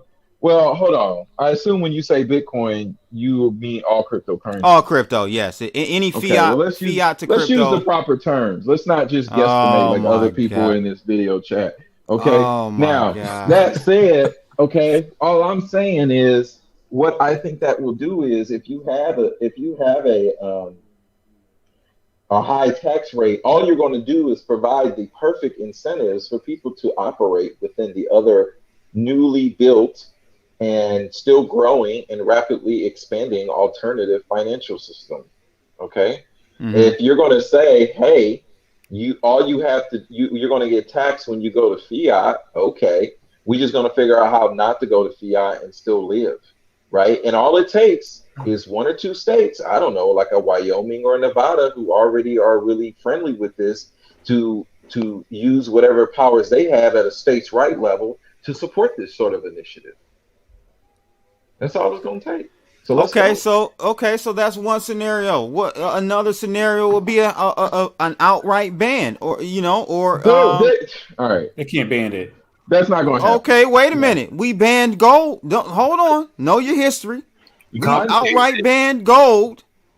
Okay, that is not out of the realm of possibility here. The government confiscated it. Whatever. Confiscated, banned. Like, you couldn't be walking around with gold in your pocket. You get beat up, okay, and taken to jail. Can there be some scenario like that takes place? They're going to get desperate. I'm trying to give everybody here that's watching this stream, let's think outside the echo chamber. Let's think outside the box, because that's how you really. I understand, but that type of a ban. I mean, they try to ban it now. You can they ban certain exchanges where you can trade. No, you could just this ain't a throw ban. On a VPN. Dog. This ain't a ban. I'm talking about real legend. CNBC breaking news. That will. Jerome Powell comes out. Short term. Yes, that will negatively affect the price. Janet Yellen, she's now the Treasury person over there. Short term will affect the price. What's going to happen to all the corporations then? They would literally have to. It'd be a forced liquidation.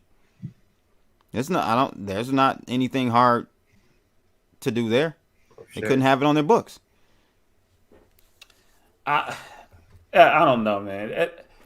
I think it's highly unlikely, but anything's possible. But why is that unlikely when the very thing that is growing, Bitcoin, crypto, let me be proper here, politically correct, Alan, cryptos are a threat to the Federal Reserve, to the monetary system. So I don't understand how we can't see a scenario where they go all out, balls to the wall. I just don't understand how we're missing that. I mean, I'm not saying I think we're going to meet a crossroads where the confidence in the dollar monetary system is tied to the very existence of the United States. And it could be that the fact that cryptocurrencies exist are a hedge at a macro level to any other sovereign power dominating for the title of reserve currency. So United States may end up in a situation where, because of its shitty monetary policy, that it has to somehow pump up. When I say pump, not price, but just allow or enable a more neutral alternative when the only other alternative is for a Chinese yuan, or the next step to that would be some sort of SDR basket, which they also don't want because they don't have we didn't that. Talk about that. Yeah. Right. So what I'm saying is that I think that cryptocurrencies could end up being a saving grace for the United States, more so to say, well, we kind of like these as an alternative because it's neutral and it's non-sovereign, because they've already screwed up the sovereign currency game. They've screwed it up. So there's no confidence in it. Are you telling me we're going to be any more confident in China, in the Chinese yuan, than the American dollar? No, we're not. Okay. American sure as hell are not. So how are you going to reinstall confidence? You're going to say, let's look at these other alternative financial systems that we have that we can use that are neutral, that are non-sovereign.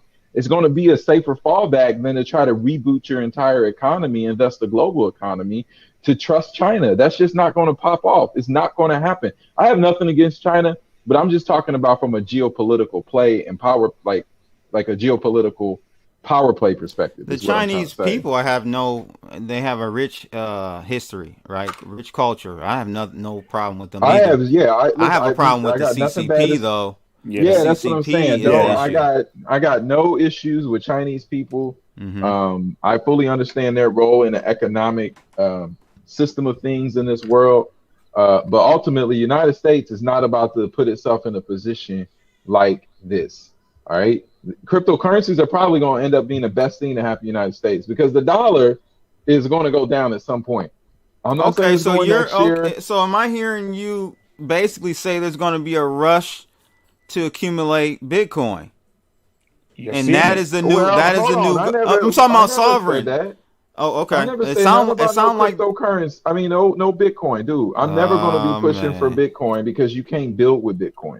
Okay? No, well, again, we're not talking about it as a smart contract blockchain. We're talking about it as an asset. When you're talking about financial systems and money, you're going to need economies. You want a money of an economy. So let's just say in 5 years, there's a continued lack of trust and the dollar is on its last leg and there's nothing built on Bitcoin, but Ethereum and other networks have built out these actual economies. So all of a sudden we're going to be like, let's use Bitcoin. And what's that? Nothing's built over there. We're building on other things. The things are built. I'm not. To me, you're missing the point on the role of Bitcoin. It's not to be building anything on it. It's literally to be hedging against. It's a digital dollar. But why can't it's a digital gold. It's digital gold. Why can't you hedge because the market is picking. Supply? I'm not saying you can't, but I'm just looking at the natural progression of where we're going. So let me it's starting from the corporations, and we're starting to see. So let me tell you, there's a market. First of all, institutions are not just buying Bitcoin; they're buying other cryptocurrency. That's why Grayscale has several institutional funds that it has already exists and that it is going to be added. Okay, those are the facts. That's one. All right. Now, as far as the whole store of value, it is a market inefficiency. If you're saying put your value here, but operate your economics over here, it's not going to work. And the only other alternative is, let's say Bitcoin has that role. Then you're saying we got so much Bitcoin. And then on top of that, we are then going to issue currency and you got to trust us that it's back. That sounds like what we have today. That's not how it's going to work.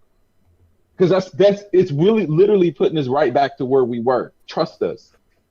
I'm telling you, these networks we're building now are going to have alternative economic systems that are going to provide products, services, and everything you can hook into when the time is right. Well, Alan, what about stacks, man? People on Clubhouse talking about how, yeah, man, I'm building the game with Lightning. Let me see it. I'm not a Lightning. That's another one.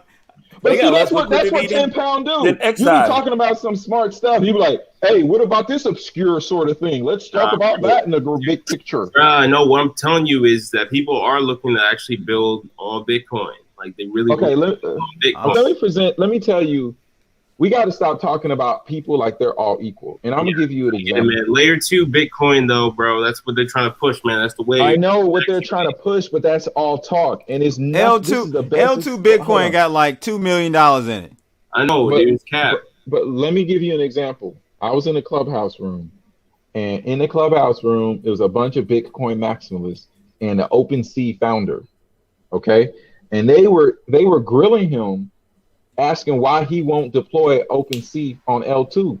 And he explained it a whole bunch of different ways that it's pretty much technically impossible. The financial incentives are not there because the devs aren't there, the users aren't there, the tooling isn't there, the framework isn't there to deploy OpenSea to Lightning Network. But then they'll come back, well, if only, I think his name is Alex, if Alex would just deploy OpenSea, then we would have NFTs. Like these are the people that are going in front of other people with a lot of money, and they're presenting to them the use case for Bitcoin. So if they can't even understand why OpenSea can't be on Lightning Network, I don't know why anyone is listening to any narrative they're pushing.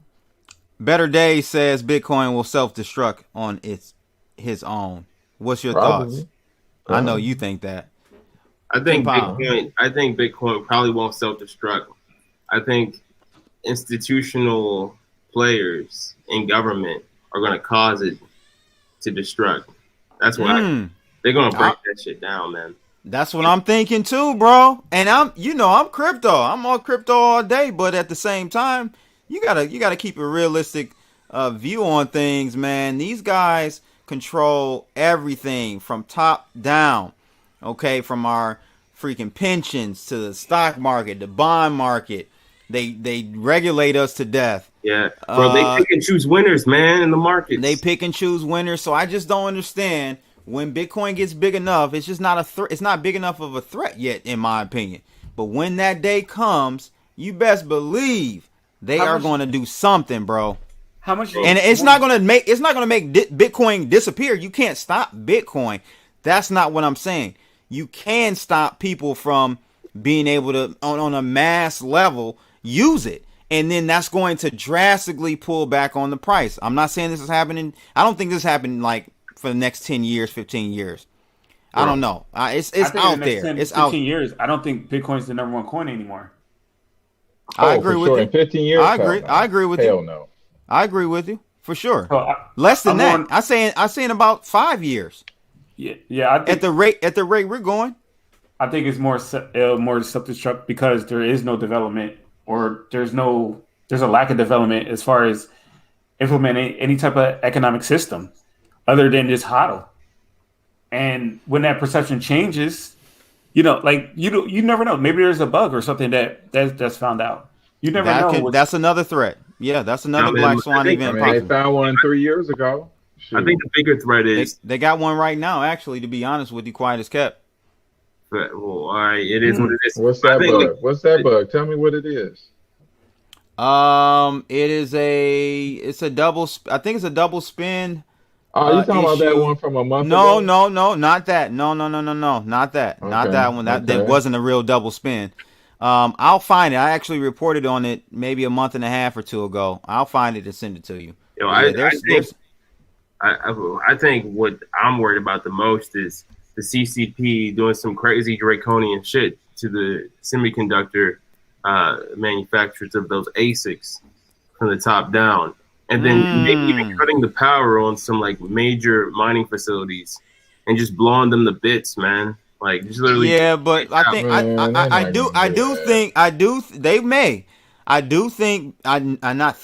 Bitcoin is very centralized in its mining geographic.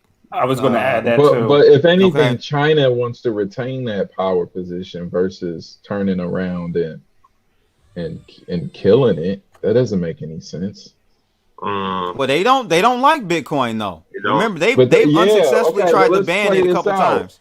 Let's play this out. Like I just told you guys, right? Let's think about it from this perspective.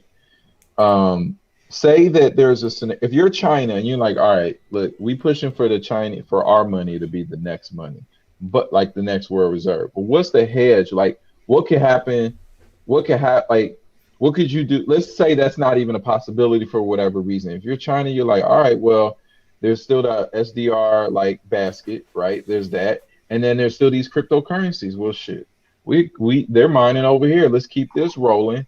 Play like we don't like it this entire time. Meanwhile, we're stacking it and we're mining it and all this stuff. So when that time comes, they got a non-sovereign play too. Listen, the Chinese, you can say whatever you want about CCP. They are smart. They're playing the longest long game. Oh no, they're okay? very smart.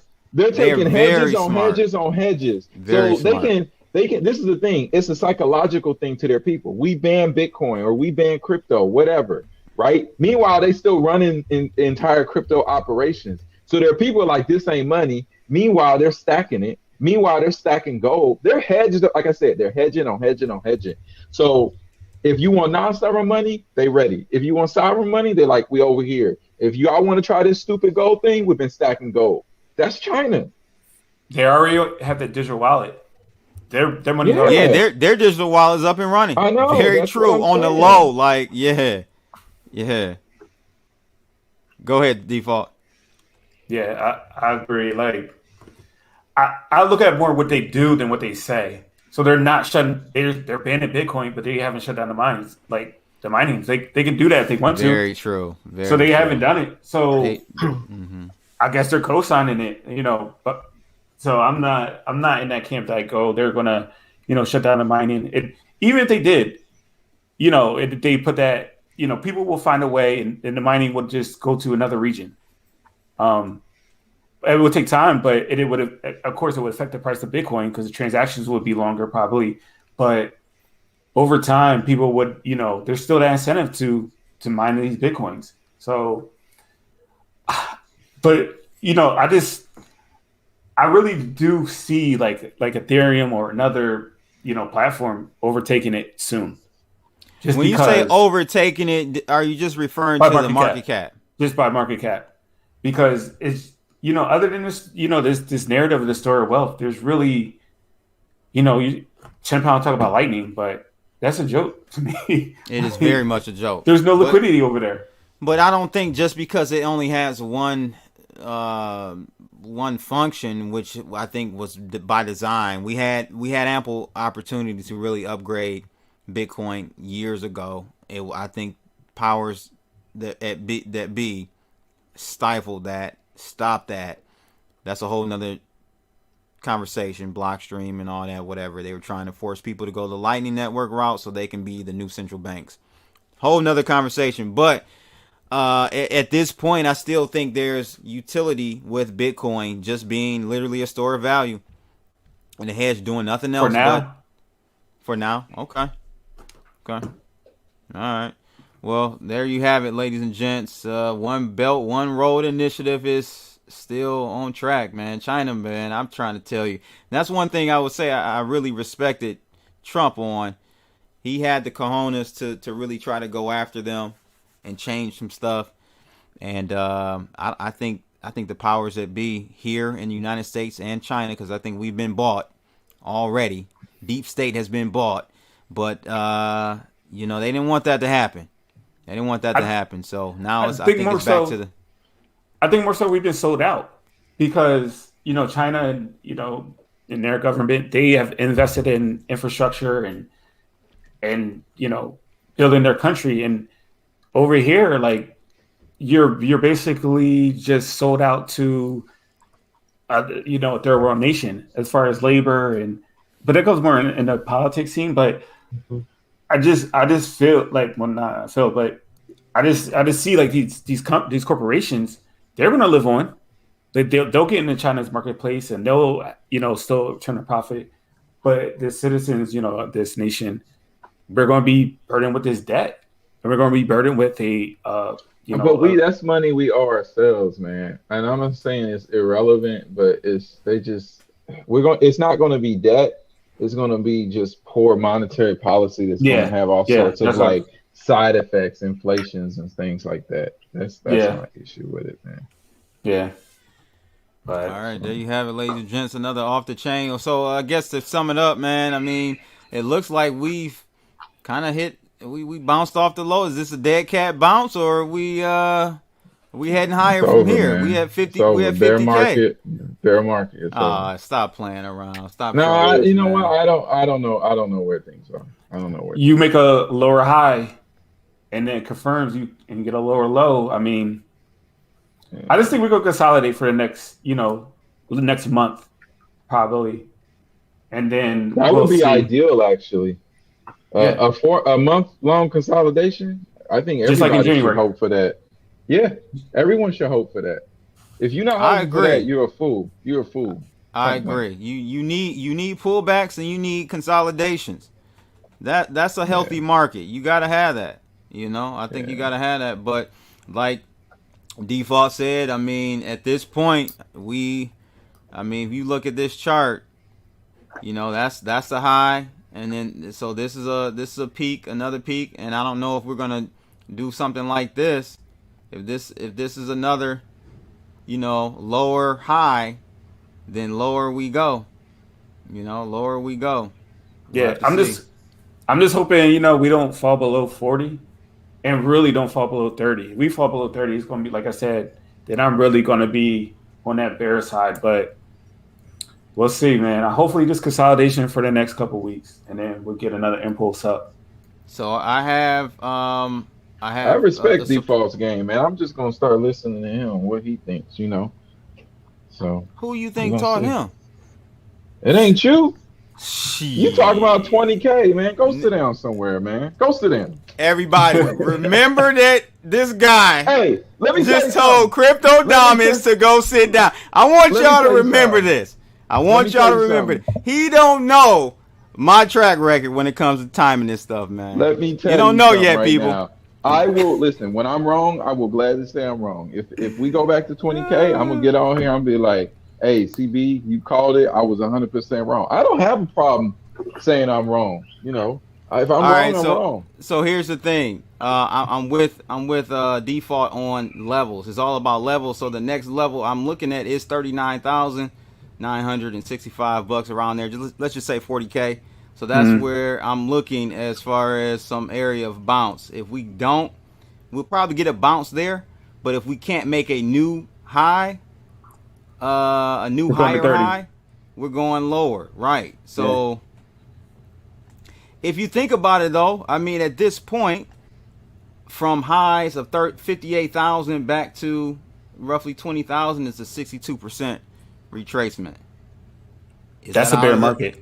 Is that not for Bitcoin? Not for Bitcoin, but technically that's a bear market.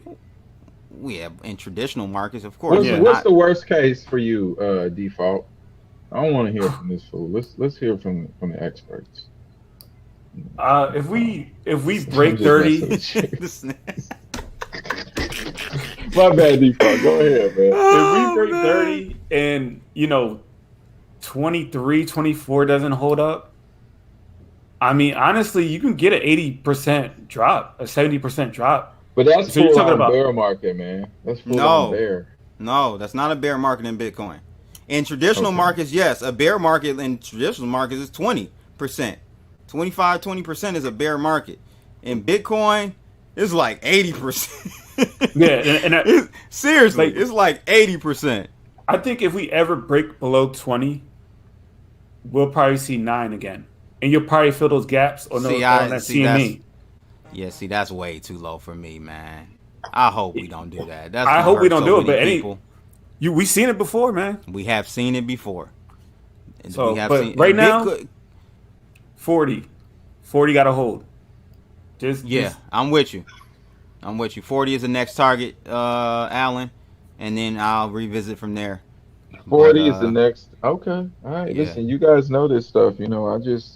I do fundamental analysis and common sense analysis. So, I believe. Dang, look at that! Look at that arrow just going down. Dang. Hey man, welcome to crypto. Let me ask one thing. What's it going to take? Look at 10 Pound over there, smoking.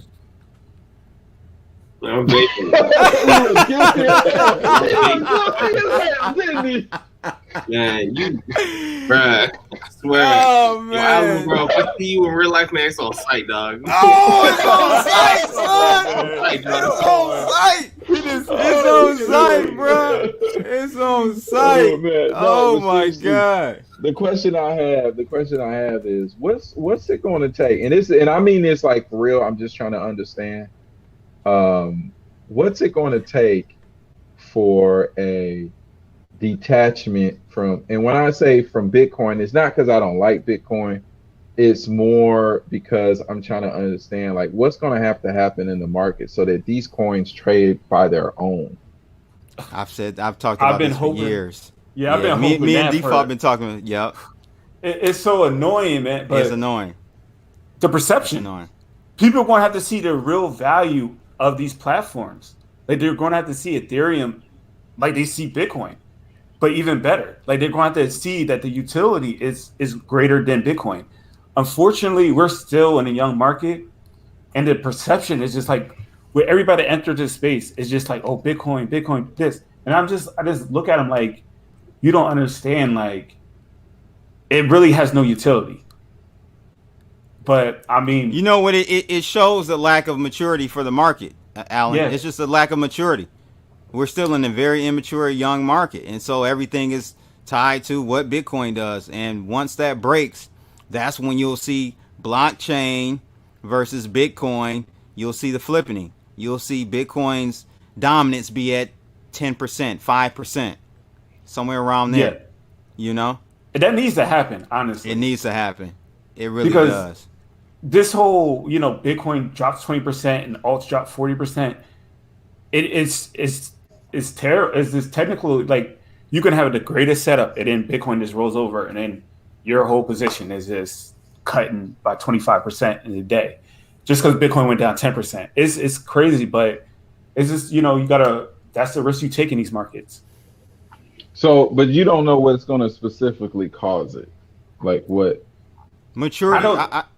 You think just market maturity and when people start actually needing stuff to do stuff. Right. Me personally, yes. That's the only thing that can typically do that. Yeah. Maybe because right now, if you look at the charts like SOL, Solana, yeah. They had some fundamental stuff going on because they were pumping this whole. They were detached, like everything on their blockchain was pumping, like SRM. Kin pumped, like a lot of Array, a lot of their like tokens pumped. Telos has been great. But that's not on their blockchain. But you know how to sneak that in, big fella. But you'll need something fundamentally like different that's going on their blockchain for the perception to change and for it to detach from Bitcoin. Oh, Ken move to SOL? Yeah, Solana? Yeah. Oh, wow. I didn't know that. That's why you got that Ken logo up there. Yeah. They and it was up like 100% yesterday. Yeah, wow. I saw that. That was fire. Wow. You still holding yours? Yeah.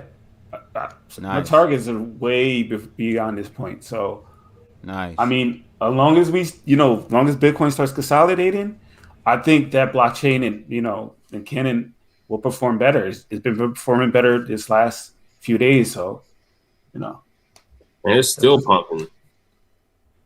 Yeah, I think it's up 15% today. Yeah, I'm thinking 60. Yeah, but compared to its all-time highs from 2018, bro, it's still down so much, bro. That's what I'm saying. It has so much more upside. Oh, see, those are the coins and projects I like to go speculate on. I'm definitely gonna have to go take a look at that. Wow, good live stream, fellas. And just to top it off, this is what 10 Pounds gonna do to you next time, Alan. He see you out here in these streets. That's exactly how he gonna look too. Look at him. Blah, blah, blah, blah. Yeah, buddy. That's pretty much it, ladies and gents. Make sure you guys hit that subscribe button, thumbs up, all that good stuff. Oh, fellas, where can we find you? That's the last thing I want to make sure I shield and plug you guys. Oh, before we do that, wait, hold on. Mr. Allen sent us this to look at. Yeah, explain what we're looking at here. Let me explain. What you're looking at here is this is straight off Flow blockchain. You see, I didn't edit nothing.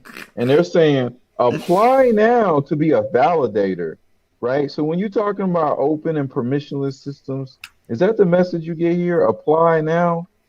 You see what I'm talking about? Bro, they're just trying to get any bad actors that want to jump in. That's what they're doing. Oh, man. Somebody put up a Superman GIF, man. I'm tired of this guy, man. Man, there's too much money behind that project, man. That's why they're doing that. They're trying to control that price. I get it, but they're not open. They're a purpose controlled chain, which is but fine. is that a problem? If you want decentralization, it is. But okay, you have this. But the thing is, and I kind of at the beginning we talked about this. Decentralization just for the sake of having decentralization. Like all blockchains aren't for, trying to free the world and do all that. But the issue would be, like, say you develop an NFT on that platform. Yeah. And then, the government comes in like, oh, well, we want to see the books of everybody that, developed something on your platform. Okay. There goes the issue there. So good point. I'm more in the decentralized camp when it comes to the technology. So I understand what you're saying because you can use, the decentralization for hurting somebody or some type of illegal activity. But those are the things you got to deal with that type of freedom. Well, I mean, can you have that scenario with Ethereum? Can the government come in and somehow shut down Ethereum? I know they did with USDC. At this juncture? They did with USDC, and that's that's Ethereum. A coin. Yeah, that's a coin. I guess if your coin does abide by that was Coinbase, but I wouldn't know technically if they could from the Ethereum itself. That was most miners for Ethereum are in the US, right? If I'm not mistaken. I'm not sure. I think so. Alan, do you know? What's the question? Where is the concentration of miners for Ethereum? I really don't know. I know they probably. Yeah, I know it's more dispersed, and it's not an attack on Bitcoin. I'm just saying I know it's more dispersed than Bitcoin is. It is. Yes, yeah. it is. Yeah, it surely is. Okay. Yeah. Well, we'll have to see, fellas. Again, great conversation, and I'll kick it off with Pat. 10 pounds. Let people know where they can follow you, bro. Yeah, bro. You can follow me at TPS0011. Check me out. Yeah, that's that. Also, if you want, I got some NFTs going on right now. Yeah, that's a link to my music from back in 2008, the previous Bull Run cycle. Oh, that's what's up, man. Yeah, you was out there grinding on these audio NFTs. It was first one really doing it. Mm-hmm. Yeah, audio is a good project too. I was looking into that because of 10 pounds. Yeah, it's good, man. It's lit. They're doing more airdrops actually for people that are actually active on the network and doing stuff. So yeah, even if you're just a listener, you're making playlists, they'll hook you up. So yeah. Anyway, that's that. Smash that button. All right, that sounds good, Alan. Henna. Yeah, you see the handle. At Real Alan Henna. Follow me for a good time. All right. That's it. Not a long time. And not a long time? Check me out on Clubhouse. Dropping knowledge. Trying to get these people into this space. Wreaking havoc. I really causing. No, even 10 pound to tell you, I'm there really trying to help people. I seriously want people to come into this space. One of the things I realized is actually really interesting is, this whole narrative of we got to teach them about Bitcoin first. No, you don't. We got a bunch of creators. Yeah, we talked about on the last stream, man. I agree with you.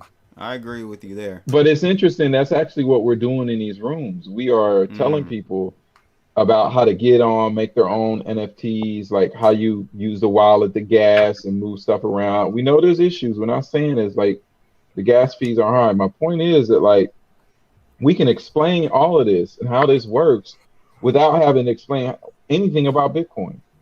And after doing that for the last week, it really hit me wait a minute, we are onboarding people into this ecosystem and we don't have to go through this whole, Bitcoin did this and this is HODL and And then there's Ethereum. Like, nah, we don't need any of that. Like, hey, here, you can start working. So that to me is like, that just tells me like this whole Bitcoin first stuff is another meme that we just keep doing out of habit. We got better options. Doing out of money. They do it because niggas out here chasing that bag. That's the reason why we do it. Right. Hey, you know, did you ever read that article about Jack and paying that Bitcoin billionaires? Oh yeah. Not default, but Trek got pissed off at you about that. Bro. Yeah, it was true though. Trek did. Shout out to Trek. He got upset at you on that one. He got real pissed. Why? He was mad for real? You like pissing people off, bro. That's just what you get off on. No, I like Trek. What's going on? I didn't know he was upset. What's he upset about? Like he was. I don't think he was upset, man. I don't think he was upset, man. Nah, I think bro. He was. Yeah, he made a big deal to talk about it after the fact too. Like, yeah, he was. He just felt like you were pulling. You were only showing one side of it, and that wasn't the whole. Oh, I was? So what was the other side that I should have been showing? 10 pounds. Beats me. I think he's talking about just the optics of it, right? Because, like, sure, Jack Dorsey did make that group and create that group and finance that club. But ultimately, it's up to the people involved in that club to, like, you know, come down to the hammer, right? To, like, get people rallied around that cause, no matter what money does, right? Because it talks, right? But people still have to talk behind it. So there's a whole dichotomy, right? There's a whole dichotomy of it. So it is what it is. My whole thing with Jack Dorsey, bro, is, you know, I don't know. I'm not going to judge him because I don't know what's going on behind the scenes. But, you know, what's going on at Twitter, bro, man, it's a mess. It should be illegal. Them banning conservative voices. I mean, them banning people in other countries as well. That's not with the common party or whatever in that particular country. I think it's just really, really unfortunate, man. And I don't see how a person like him could be support. And maybe he's not. Maybe because he only owns like 2%, 4 or 5% of Twitter, which is a lot. But I'm just saying he doesn't have a controlling interest of Twitter. So maybe, him up there talking is just him being a figurehead and he's just talking points, right, for the whole company. But my thing is, I don't see how he could sit up there and censor like he is and then talk about Bitcoin being this free. But hold on, but they like that. Let me tell you something. Bitcoin is for the incumbents. It's for censorship. If they really wanted you to be free with Bitcoin, they would have done it so you could build more freedom on top of it, more permissionlessness on top of it. Nah, they instead decided to handcuff it. I mean, he's just talking. I ain't mad at him. He's rich. He can do whatever he wants. He pumping his bags, man. He can pump his bags, and he can hire a bunch of brothers in a room to pump his bags. So whatever. No, why you gotta shots fired, bro? Shots, bro. Hold on, bro. See, that's the thing, bro. That's that stuff that your boy talking about. But is that true, Alan? It's with Trek. But is that true? Hey, find me the lie. Did I lie? Am I lying? Did he pay them? Yes or no? I don't hear no lie.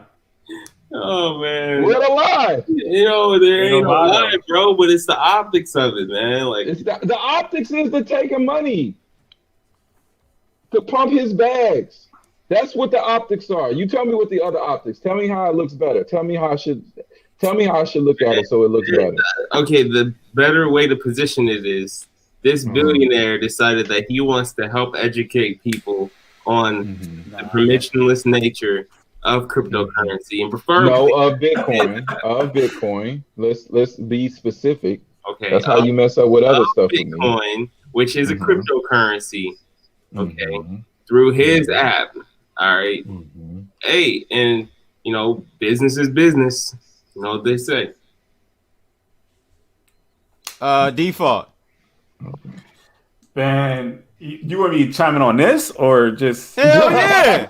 No, I want you to talk about Yeah, I want you to talk about Tiger Woods flipping his Bentley Bentayga today. Hey, is he okay? Is he okay? I didn't understand about that. I don't know, man. I think he's gonna be hitting that. I think he's gonna be hitting that club from the wheelchair going forward. But man, poor Tiger. Go ahead, Default. I mean, he's clearly just pumping his bags, and the whole Twitter thing with the censorship. It's more than just conservative voices. It's anybody, voice that is against the power structure. That's really against the power structure. They're curtailing. So, I mean, Twitter should be a public utility, but it's not going to happen because the powers that be use it for their own accord. But it is what it is, man, with Twitter. I mean, I'm on there. But like I said, I'll post there here and there. I'm talking. See, you deflecting, bro. I'm talking about. I'm talking about the CEO, Jack Dorsey, paying. He pumping his bags, and he using. But why would he put? Here's my pushback to that theory that he needs to go to the black people to pump that. Okay, so in all totality, we make up. What 13% of We set the standard though. We set the trends. Okay. Look what they did with Clubhouse. Clubhouse is over $1 billion. Okay. That was us pumping that platform. Okay. That's what happens if black people get on board with Bitcoin. Bitcoin is going to be the dominant coin. Yeah, but the thing is, they're gonna still end up missing the boat. That's the thing, because all the other action has happened everywhere else. Listen, man, we talk to people that are trying to come into this space, real artists, real people with real careers, and we don't have to talk about Bitcoin. That's got to be scary for a lot of people that are trying to pump those bags. But and they need another fool. They need another fool. Babalo Boat is asking, why can't brothers get paid? What's wrong with us getting the bag for a change? Congrats. Listen, congrats on your money. Congrats on your bag. I'm going to still call you out like I'm going to call out anyone else. So is you wouldn't work for Jack Dorsey? No, not okay. I wouldn't work for Jack Dorsey for something I don't believe in. Okay. I'm not saying there's anything wrong with working for Jack Dorsey. I'm saying he's pushing for censorship in multiple different ways. Okay. No, so actually I wouldn't work for Jack Dorsey because I got issues with the way he handled. Not because I was thinking about it for one perspective, but now I'm thinking about it broader. No, I wouldn't work for dude. Yeah. Why? For what? Yeah. He censors his own platform while appeasing us with this blue sky project, whatever nonsense he put out there. I have a problem. I have a problem with that as well. And again, I don't know all the ins and outs behind the scenes. Maybe that's not him. Maybe that's not him talking. Maybe that's Twitter. Okay, I'll put that disclaimer out there. On the board? At the end of the day, no, listen. We gotta listen. If he tweeting and he talking, those are his words. That's his responsibility. We can't give anyone a pass on that. I'm talking about any of us would be measured. What I'm saying is when he's in front of Congress, when he had to go virtually on the Hill, and he was talking all that nonsense, bro. I don't know. I don't know who that was. I don't know if that was Twitter, the board, because remember he got kicked out, or they were threatening to kick him out. There was a power struggle. Yeah, I said there was a power struggle, but still, it's still him. It's not anybody else. It's not 10 pound. That's him. Yeah. So he got to take responsibility for that. Yep. You got to, man. He gotta. Listen, either you put it out and that's your company, or it's not. And if you're not going to take responsibility for what come out your company, I don't even know why you're running that company. Okay, so we know it's him. He's running that company, and he's setting his narrative. He censors other chains. He won't even do an Ethereum little emoji thing like he do for Bitcoin. People ask him about it. I mean, listen, he's a maxi. That's his prerogative. But to me, that's just another loose form of censorship. You hire people to go into these rooms and only talk about one chain. That's not the way to represent it. And I'm not asking him to pump my bags, because I'm saying, like, just open up the discussion in a different way. And we realizing that in these NFT rooms. We can talk about a whole bunch of other chains in these rooms. But why would he, open that discussion up when he's already closing down so many discussions? Like, it what is do what you it mean? is. I don't follow what you're saying. Help me understand. No, like he's censoring other people. Why would he be open to talk about any other like? Oh yeah, that's what I'm saying. Yeah, exactly. So that's what he is. So I'm not shocked that what's going on. I expect more of it. Honestly, I think this is the start. Dude, like I said, Bitcoin is for the incumbents. Okay, Twitter is an incumbent. Don't be fooled just because they're not like the old school incumbents, right? They're not the 100-year-old insurance company. Bitcoin is still for the incumbents because they are set. The way they design Bitcoin is for incumbents to still make themselves gatekeepers and intermediaries. End of story. Those are the facts. Yeah. Bam. There you go, ladies and gentlemen. More shots fired. Are you gonna run out of ammo, or you got like? I never run out of ammo, man. I didn't think so. Facts. I didn't think so. I was wondering because you keep firing. I'm like, I'm done, man. Go ahead and end the show. I'm back there, and that's me in the back doing the shmoney dance. Shout out to Bobby Smurder. He came home today. Let's give him a round of applause. All right, he came home today, him, man. I mean, honestly, I don't know anything about his case, so I don't want to be careful in saying like good for him and he like murdered somebody or something. No, I don't know. Didn't. I really don't know what anything happened. So okay, you got conspiracy RICO, bro. That's how New York does the brothers, man. They get us on conspiracy RICO. Yeah, just thinking about, just mentioning through a tweet or a text, I should say, not even a tweet. Conspiring to do something, you get charged for the actual crime.